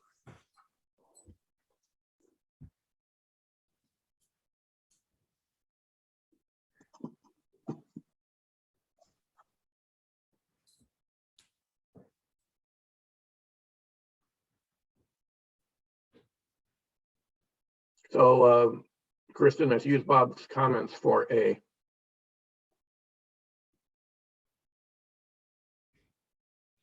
So we're copying the same thing. Mhm. Yes, I will do that. Okay. And I think we can stick the same answer in for E that we did before, where it is self-created. So the desire for the addition is self-created, but that alone does not preclude granting an area variance.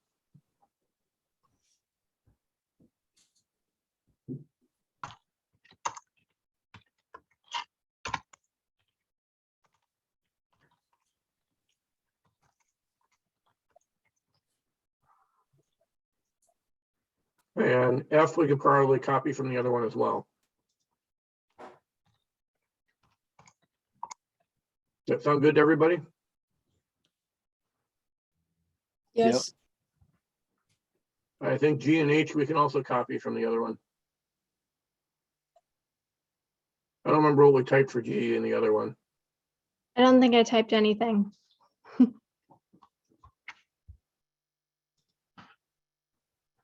Well, as far as the setbacks go, I don't know what physical characteristics are that important other than it's a fairly small change. So I don't think I have anything to add for G. I would reference here that the setback request is parallel to the opening of the garage bays for the neighboring property. It's very uniquely different than, say, if there was a window bank for another property, right? So here, I think you don't see a lot of that.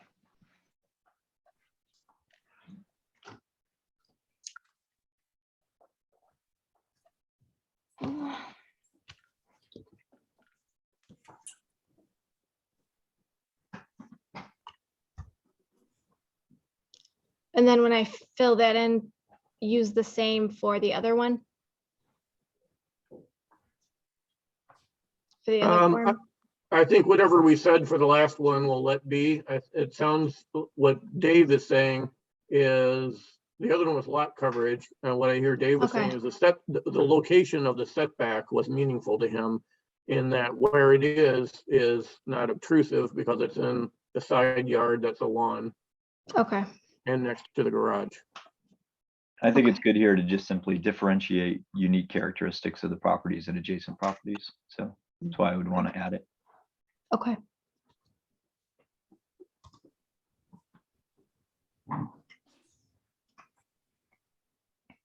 For H, we can copy what we had from the last one. That was a discussion about the comprehensive plan and so on. Right. I would also suggest we put the same condition of approval. That's conditioned on approval from the HPB. And you got to get Stacy's name on there. It's her second big decision.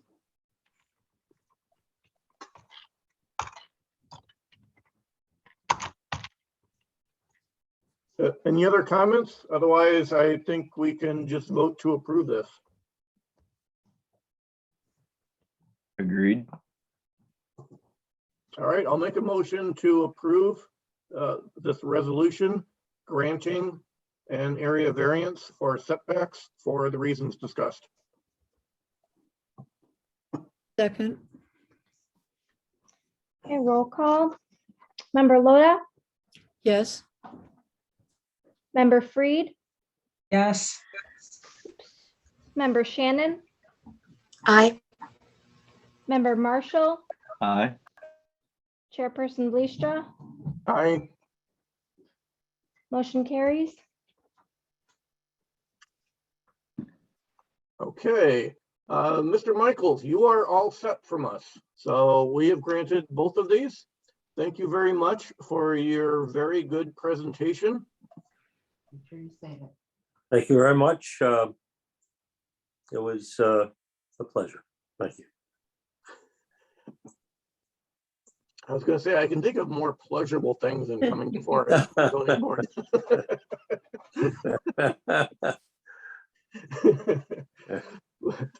Okay, well, thank you. So I believe your next thing is to apply to the preservation board and work with the building inspector on your building permits.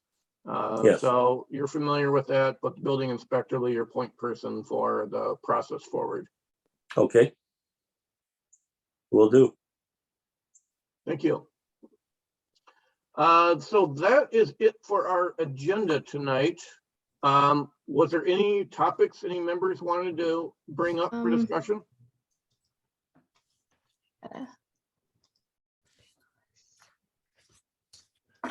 Mindy was raising her hand.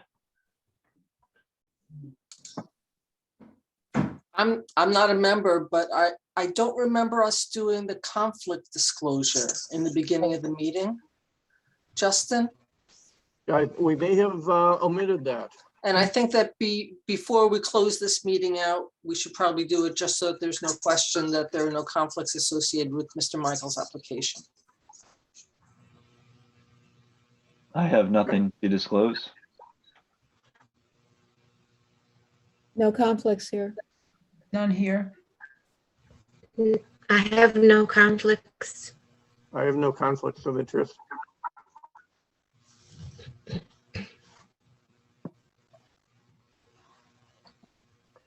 So I forgot we did have meeting minutes to discuss. So I don't know if people had a chance to look at meeting minutes. I did have a question on that, and this is just a procedural one. Do the meeting minutes that are up for approval have to be posted on the agenda in order to be approved? No, they don't. They do not. Okay. No.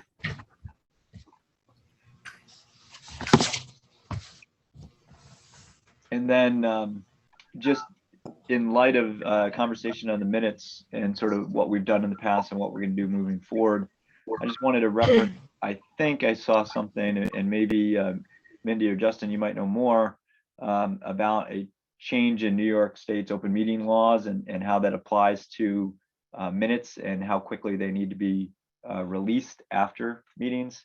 Is there changes there that we should know about? No, there's I think if change we in, pu- oh, sorry. There are different changes. I think I saw something where a recording of the meeting, if it's posted on the website, that counts as meeting all requirements. But there are other substantive changes that have to do with how you can conduct remote meetings after June.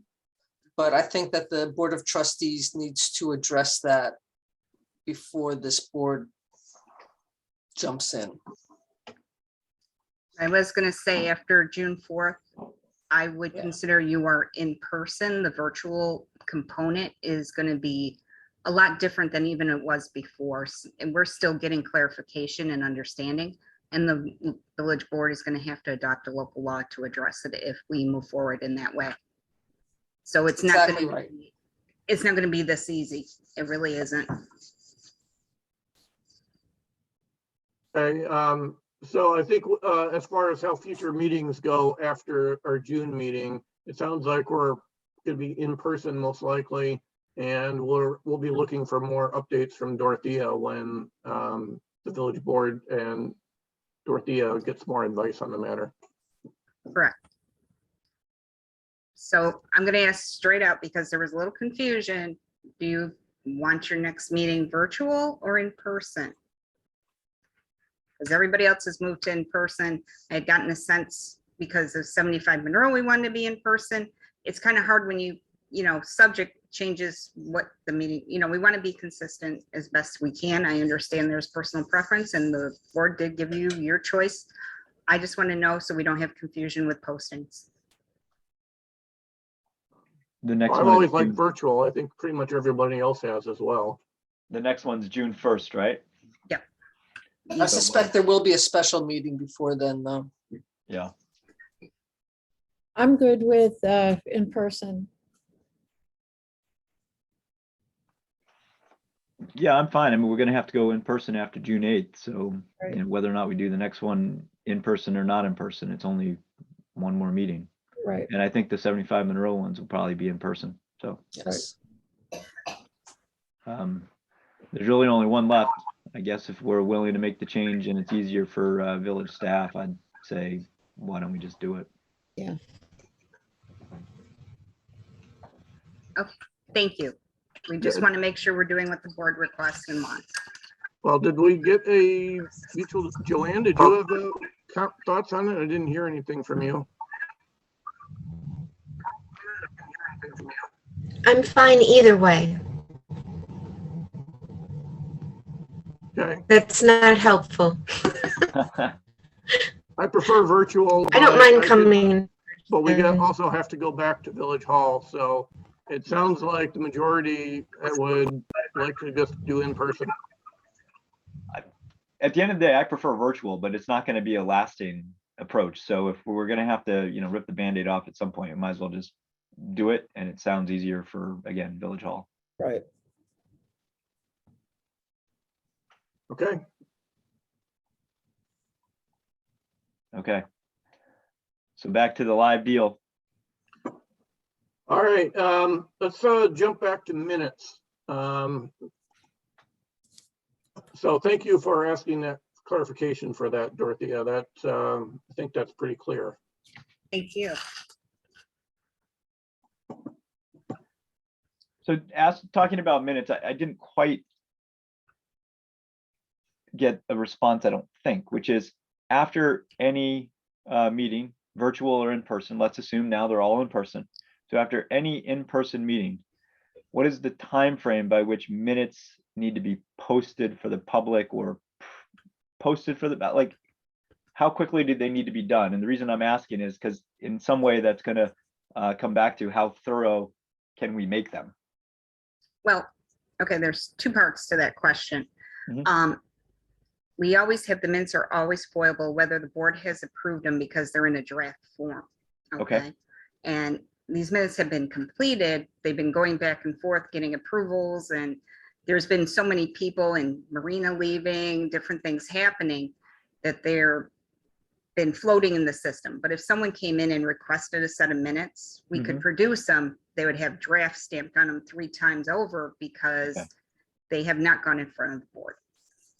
Okay. So getting them up on the website, we try to get them up once they're approved. We don't post draft minutes because we don't want to create confusion. Okay. Okay. Okay. So as long as those draft minutes are available in some reasonable time Yes. period, we're meeting the You requirement. have 14 days to have at least draft minutes available. And that's the 2 weeks that I'm seeing in this new. Correct. Okay, perfect. Thank you. Yep. And people can always look at the video of the meeting within 48 hours usually. Are we gonna be Usually. will we have video when we go to live? Yes, yes, We we've will. been trying to do everything hybrid. I would say our hybrid is not the best. We're Mhm. working on it. The sound, as everybody knows, the Village Hall meeting room has sound issues, even in a general meeting. Adding microphones and trying to get things smoothed out. We're working on that, and it's going to be a process, but I don't foresee us ever taking away the hybrid component because we do get a lot of people who likes to watch the meetings, at least the village board meetings. I haven't figured out what's so attractive about them, but there you go. No, I don't see hybrid going away. We can always hybrid. Okay. And then the Um, only, oh, go ahead. Yeah, I was gonna say, there's a comment from Dorothea about handling minutes. And we've had discussions about this in the past, and about, do we put the draft minutes in our meeting packets or not? And Dorothea said she doesn't like that. We have often asked for that in the past. I don't know if anyone has comments on it, if Mindy has any comments on it. It's a matter of whether they've been adequately looked over, I think, before publishing them. Well, Can I- Dorothea, what do you do if you're not putting them in the meeting packets? Are No, you no, let sending them me- separately? Let me clarify that. Okay, Okay, when I do village board, because again, we don't want any minutes up there in draft form. I do 2 packets. I do a packet for the public posting and I do a packet for the board. So when the village board gets their packet, their minutes are in their packet. And that would be the same for you. When those minutes are approved at the meeting, then they get put on the website. And that's what I would suggest for you and HPB, because I'm not saying the public can't see them. They're always foilable. But if there's something in there that we didn't accurately reflect, I think it gives the board a really good opportunity to catch it. And that way that the chances of someone grabbing them draft is minimal compared to them being up on the website and printed and manipulated in a way we don't want to do. We don't want to make it any easier for people if we make a mistake. that's like So, good practice. That's it. and you said you're gonna be putting recordings of the prior meetings up on the website. So Yep. if someone wants to observe the prior meeting, they have the opportunity to do that. Oh, Right. absolutely. They're up there now. Okay, so that's a big change from before. I'm just recalling some prior discussions, is if someone's attending a meeting, it's kind of helpful sometimes for people to know what happened in the previous meeting. So that was one of the rationales for having, for putting draft minutes in packets that the public can see, so they can actually get some understanding of what happened before. But having the recordings now is a change. So they completely have the opportunity to go back and look at the last meeting, which is, I think that's significant. Yep. And if you go under each of your sections in the website, you'll see the way the new formatting, and I am working on making it very clear. You go in, if you go into the village board, you see everything related to that meeting all in one place. The recording, the agenda, the packet, the minutes, when it's all complete. All those items are part of that section. So, and my goal is to keep it that way. Good. Yeah, Okay. I think it's good to just adopt the standard practice that the other boards are using unless we find it particularly inconvenient for any way, and it doesn't sound like we will. Okay, well, I think we have some other things to go over, but those are a couple of the bigger things that we had some debates on getting prepped for this meeting was how to handle the minutes and in person versus virtual. So it's all, we've all had a chance to weigh in on that now. So I think policy going forward is clear. So thanks, everybody. Thank you. So we'll get back to minutes for, what was it, from September? Mhm. Mhm. September 20, 29. So has everyone get a chance to look them over? Are we ready to go through that? I think Stacy, you weren't here, so you would not be able to participate in that. I don't know that I was in any of those meetings that you sent the minutes for. I did look at them all, but You would just abstain. okay.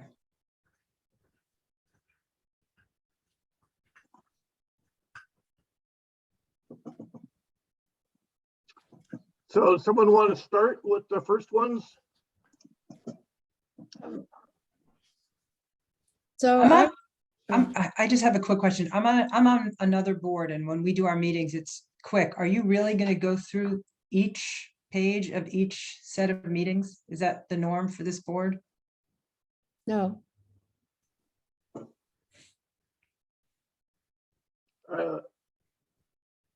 I guess I didn't understand the question. I was just curious if you just basically look at everyone has looked at the minutes and you just say, you know, are these acceptable? And everyone says yay or nay. And it only takes a few minutes, or? Most Are of the you time gonna- it goes pretty quick. So when we Okay. go through these, usually the typical comment is someone will find a typo or 3 or 5 and just Okay. mention it, and then we move on. Or 20, depending when I type them. I had nothing for the September 20th, 2021 minutes. me too. I mean, me neither. Me also not. Always simplify. Anybody make a motion to approve? Wait, can I make a comment? Sure. So there are two places where public hearings were opened, where there was no comment, but the public hearings were not closed. We can include that closing Okay. statement. So, and I think it would help the board a lot if we had page numbers on them. Yeah. So the first one where we need to close a public hearing has to do with the 24 Monroe Avenue residential addition. And the second one has to do with the 42 Monroe Avenue addition to accessory building. Those public hearings need to be closed. Okay, we'll close them. Thank you. Can we have a motion to approve as amended? September 20, right? Mhm. I'll motion to approve. Second, Kristen, you want to do roll call? You can unmute yourself. Member Loda, yes. Member Freed, Abstain. Member Shannon, Aye. Member Marshall, Aye.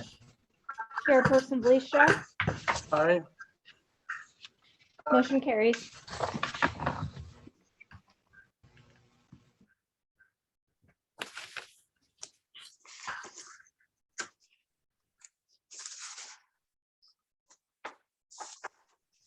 Okay, the next minutes.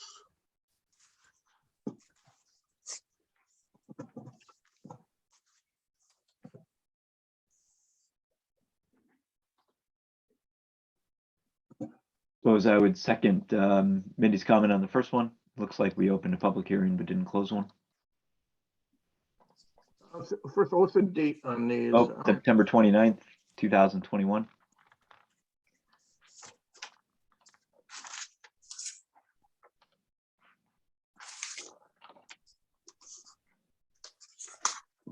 To leave open, excuse me.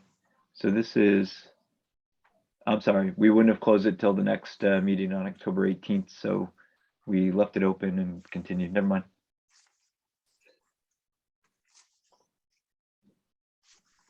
I had no additions or edits. Okay.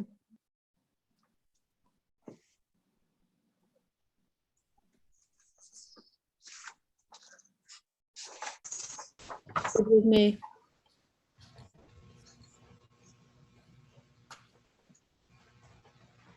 I do like the stickler for timing in that one. I was 6 minutes late to the meeting. It'll be good to know that.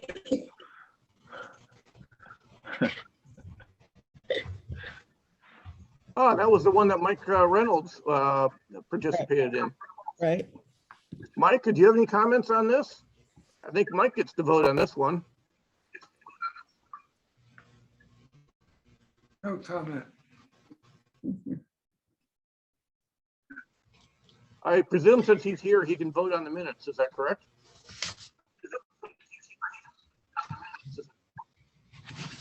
Don't see it. I don't know. It's, Maybe it doesn't matter. you I have the don't think it's quorum gonna for the matter. approval, so Mhm. Okay, so we don't know about that, but since it doesn't sound like there's any dissent, it doesn't matter. Okay, if there's no other comments on these minutes, then we'll make a motion to approve the minutes from September 29th. And I don't think there is actual the revision for closing anything. I believe that was mentioned, but not, did not need a change. Right. Okay, so the motion is basically to approve them as presented. Second,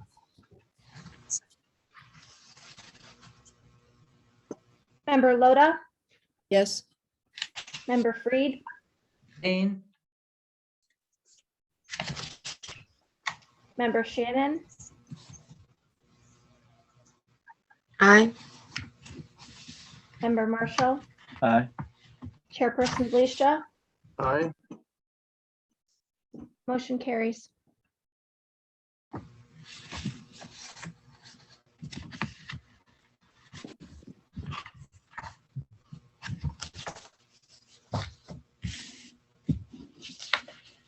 Looks like the next one was October 18th. Those minutes weren't sent to everybody. I don't have that one. Okay. No, me either. The next would be November 15th. That's that right. 70? Was that 75?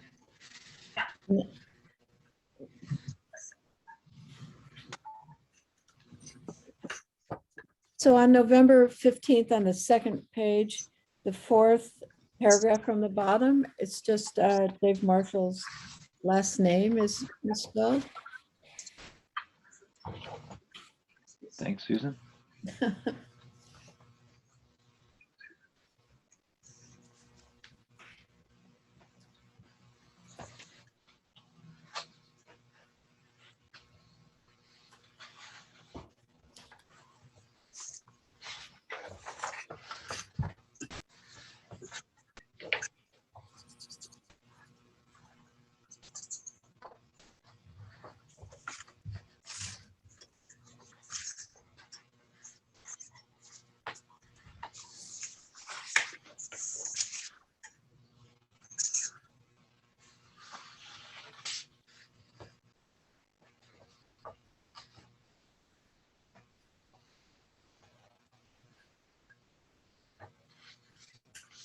Anything else? Anyone?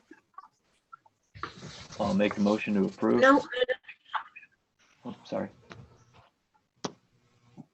second.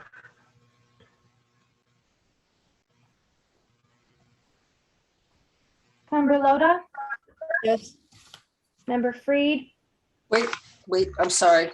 The same whereas issues for the seeker findings for the November 15th resolutions should reference both C11 and C17.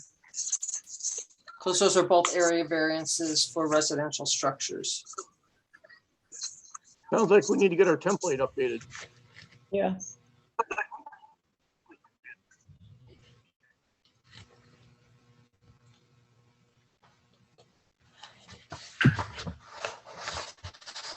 Okay, so we'll revise the motion to include that change mentioned by Mindy. Sorry to interrupt your voting. You got there faster than I thought. Okay, so Member Freed, Thanks. Member Shannon, Aye. Member Marshall, Aye. Chairperson Leishta, Aye. motion carries. So technically, that was a motion to approve as amended. Mhm. Correct. Okay, thanks. With the amendments from Mindy and the amendment from Susan. Yep.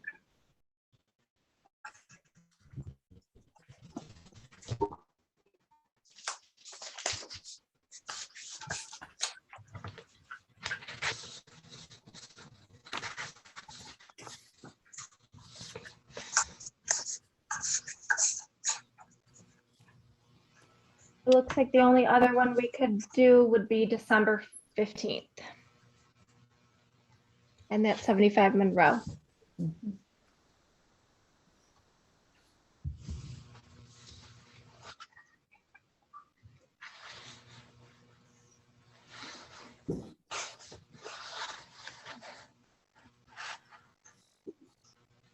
I didn't see anything that needed to be updated.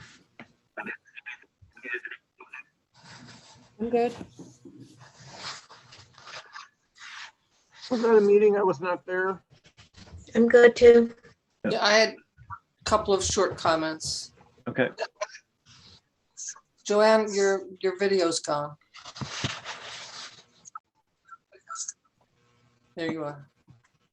So if I may, the second paragraph, the Chairman Vliestra informed the board he would be recusing himself and Member Loda would be carrying on as chairperson, not caring. And then I believe Justin left the room, the meeting room, or at least left the table. And I think that's important to note for this matter. I think he Yeah, actually I left the thought- building. I think. Did you leave the there's- building for this one, Justin? Yes, so Okay. a couple things I believe is one, I believe I announced that Susan Loda would be acting chairperson and Stacy Freed would be serving as an active member. And then I left the building. Okay, so I think the minutes should reflect all three of those things, right? Okay. Thank you. And then I sent over to Kristen earlier today the content of the resolution that's referred to at the bottom of the first page.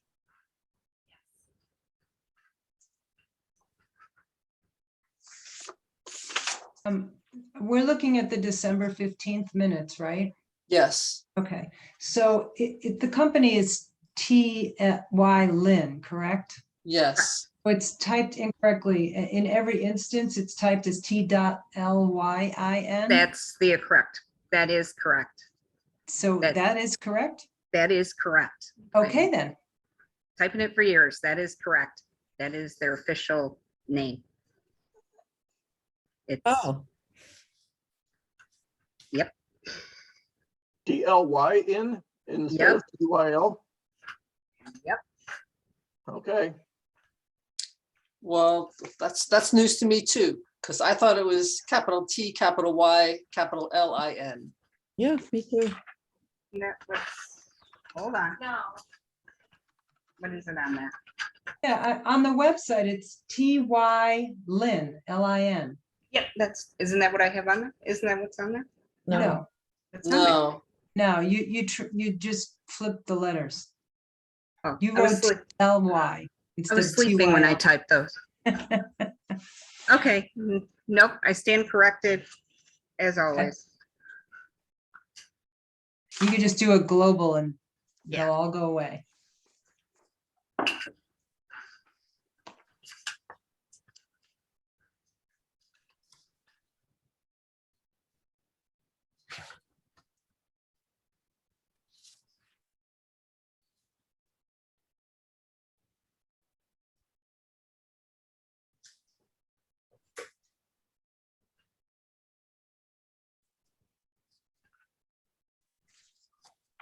So I can't vote on anything other than the first paragraph. And so I just think it makes sense for me to just recuse myself from the entire vote. Does that make sense, or abstain from voting on these? Yeah, that's fine. I guess I'll just make a motion to approve that as amended. Second,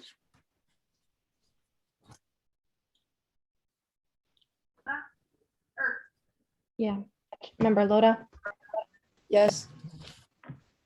Member Freed, Abstain. Member Shannon, Aye. Member Marshall, Aye. Chairperson Bleastra, Abstain.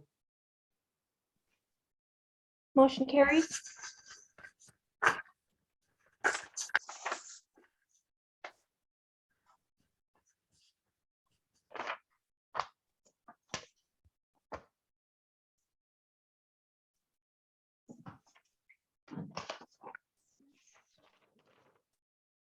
And is that it for the time being? For minutes?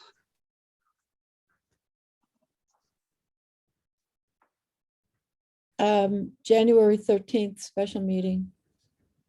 Yes, sorry.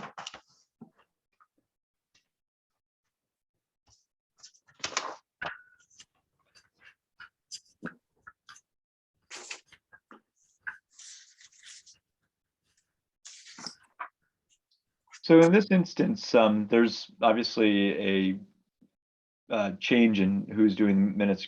Kristen, was this your first, these are your first minutes? Or did somebody else do these first? Dorothea's listed on these. This was before she was hired. Right, Okay. but Kristen might have went through them. I don't have them in front of me. Is there a?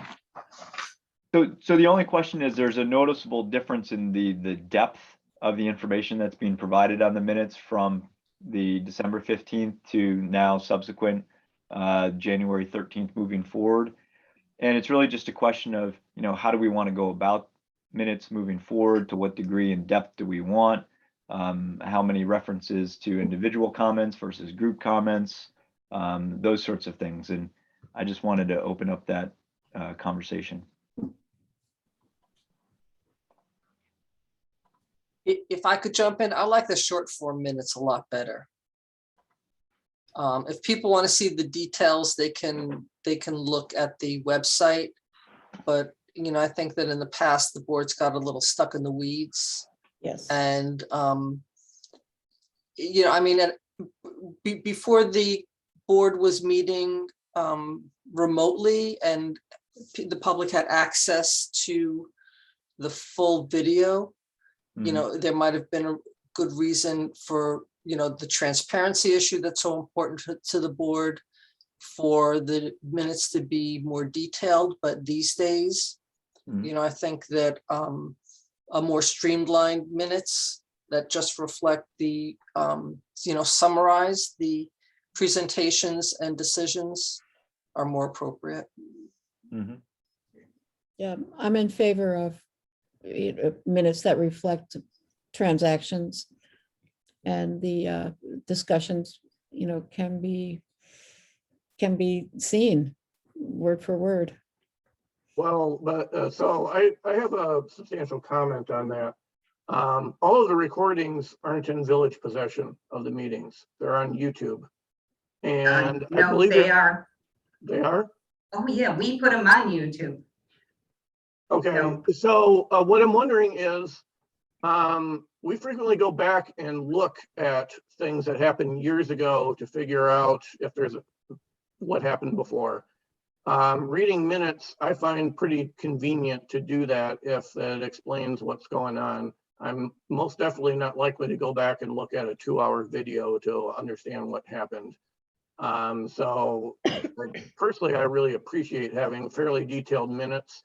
And I don't believe there's any requirement that video be kept for significant amounts of time. And being a computer person myself, I also don't have much faith that it'll still exist 20 years from now. So if we have brief minutes, I think the expectation is in the long term, probably everything that happened will be lost in the meeting.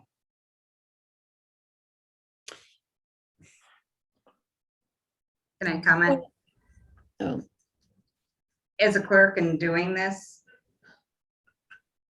we're taught there not to be a transcript of what happened. It's in our interpretation.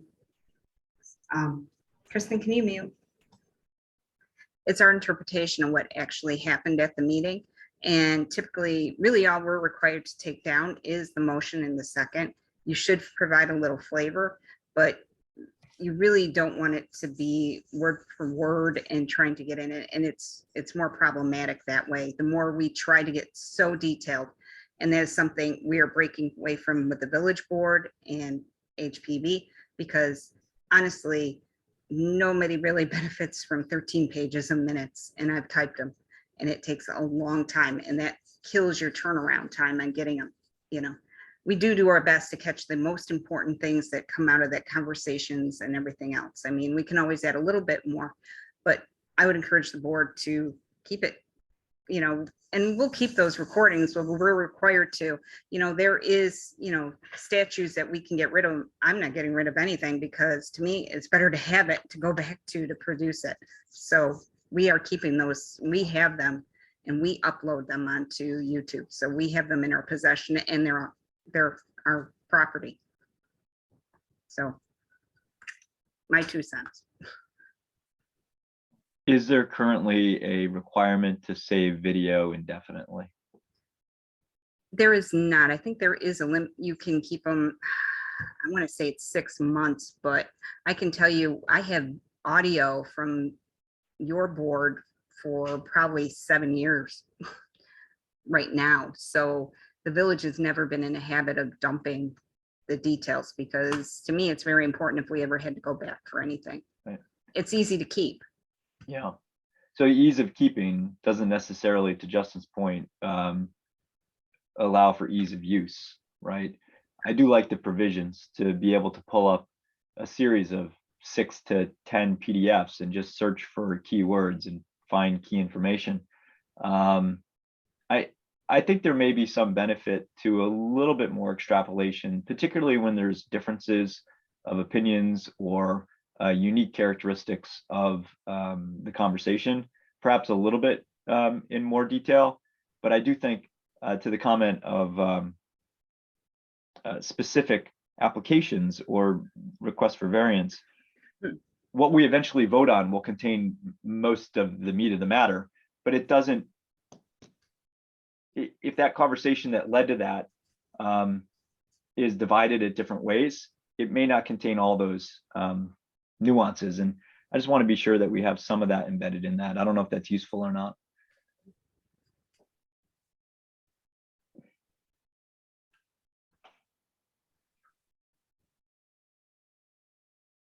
So I think I hear you're saying, Dave, is you are okay with like 1 to 2 page minutes, not 13 page minutes, and preferably not 1 paragraph minutes.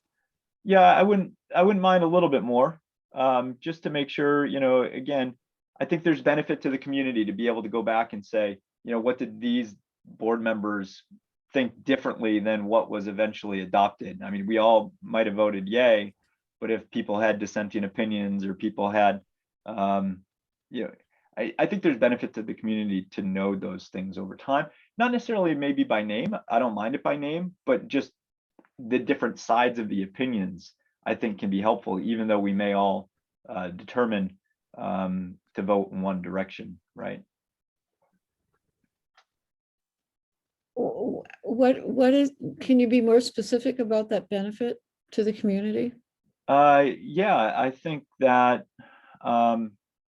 so let's say we all vote to allow, like with Mr. Michael's property today, but let's say it was a little more nuanced, and the conversation was where we all ultimately voted in favor, but during the conversation, there were some things that were more of dissenting comments that didn't work their way into the final draft that we adopted, right? The variance that we adopted. I think that's a benefit. I think, you know, from a decision-making perspective, if if we have names of folks who make comments of certain types throughout the meetings, it can give residents an understanding of where people are voting or not. I don't know if that matters much, but as a resident, right, not as a board member, but as a resident, I find value in reading through a lot of all the old minutes that were very specific to understand where, different people were, voicing opinions over time. Well, so the older minutes before video, they're there. You And- can read, so you can read 13 pages a lot faster than you can watch 2 hours. Well, Right. Yeah, maybe you don't have, exactly. That- maybe you don't have to watch 2 hours to get But to. you don't know where to go. That's the problem. Like within the 2 hours, if I just want to get this snippet of it, I'm never going to go back on YouTube and hunt that thing down. Somebody is, not me. So I like some specificity in the minutes to give me a sense as to the nature of the conversations, whether or not it was, all in unison like today's comments, or something where different members had different views, rather than just seeing the final vote and then having to hunt it down on YouTube. Plus, with the fact that the village doesn't have to keep the videos, there's no saving requirements. Having a little bit more meat to the minutes than just a paragraph can be helpful, though sometimes maybe it's on us to ask for that to be added, right? So, Dorothea and Kristen, when you're doing the minutes, if there's things in particular that we might find valuable in the minutes, we can always bring it up when we review them, I guess, and amend them. I don't know. I guess I largely agree with Dave, but I want to chime in here. If we're going to even consider going to these, I would like the retention policy to be set in law, not as policy, not as preference. I would like the village board to adopt a law that regulates what is actually done with recordings of meetings, just so that it's clear and isn't changed on a whim. That I can't, because it's a state. I'm not sure if the village board, they can make their own policy as to the keeping of the minutes. That might be something, or recordings. I'm not sure if they can rule on law because that's state, but I would have to talk to Jeff on that. Yeah. Well, maybe let's get that answer and then have some more conversations at our next meeting.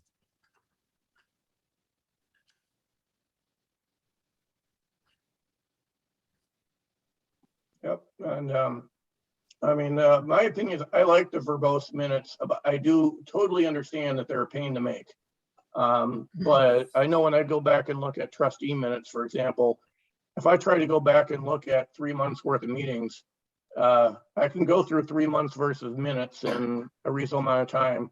I will never, ever be able to go through their video of 3 months worth of what's going on. So, and that's often how I actually go back and get caught up to try to figure out what's been going on in the village, is to go back and read the last few months of minutes.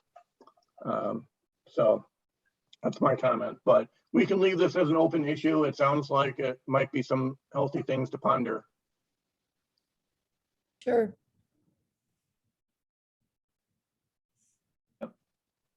I certainly think the more verbose minutes create a greater sense of ease of transparency, especially at the village board level, maybe not as much at our level, but at a village board level, when you're electing people, knowing what they're saying through the nature of their board meetings rather than just how they vote matters. So it's nice to be able to read it if you can't attend it. Anyway, yeah, let's just continue it later, if that's okay.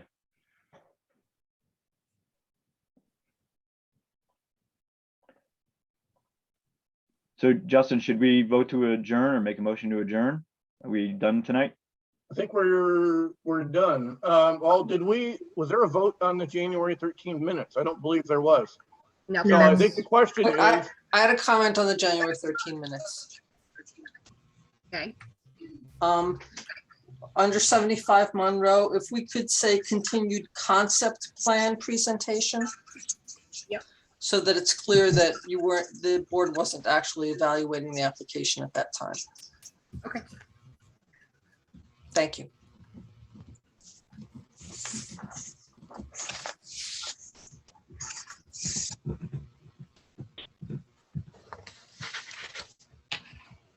I think for these mini, or for this January meeting, I think it's reasonable to just vote to approve as is. So I'll make a motion to do so.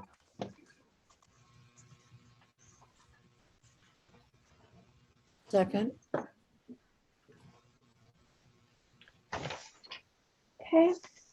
Member Loda, yes. member Freed, Abstain. member I'm Shannon, Aye. member Marshall, Aye. chairperson Leistra, Abstain. motion carries.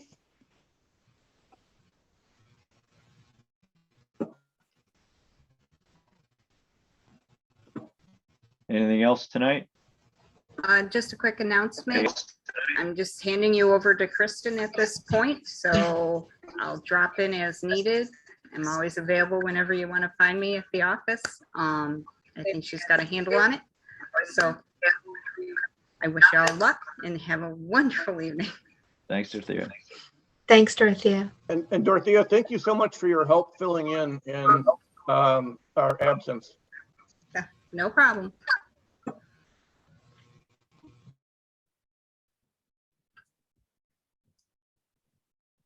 So we will, 75 Monroe Board will see Mindy in a couple, in seconds, is that right? Right, there's an attorney-client session Yeah. offline. Did you make a motion to close this meeting? I'll make a motion to close. Second, Member Loda, yes.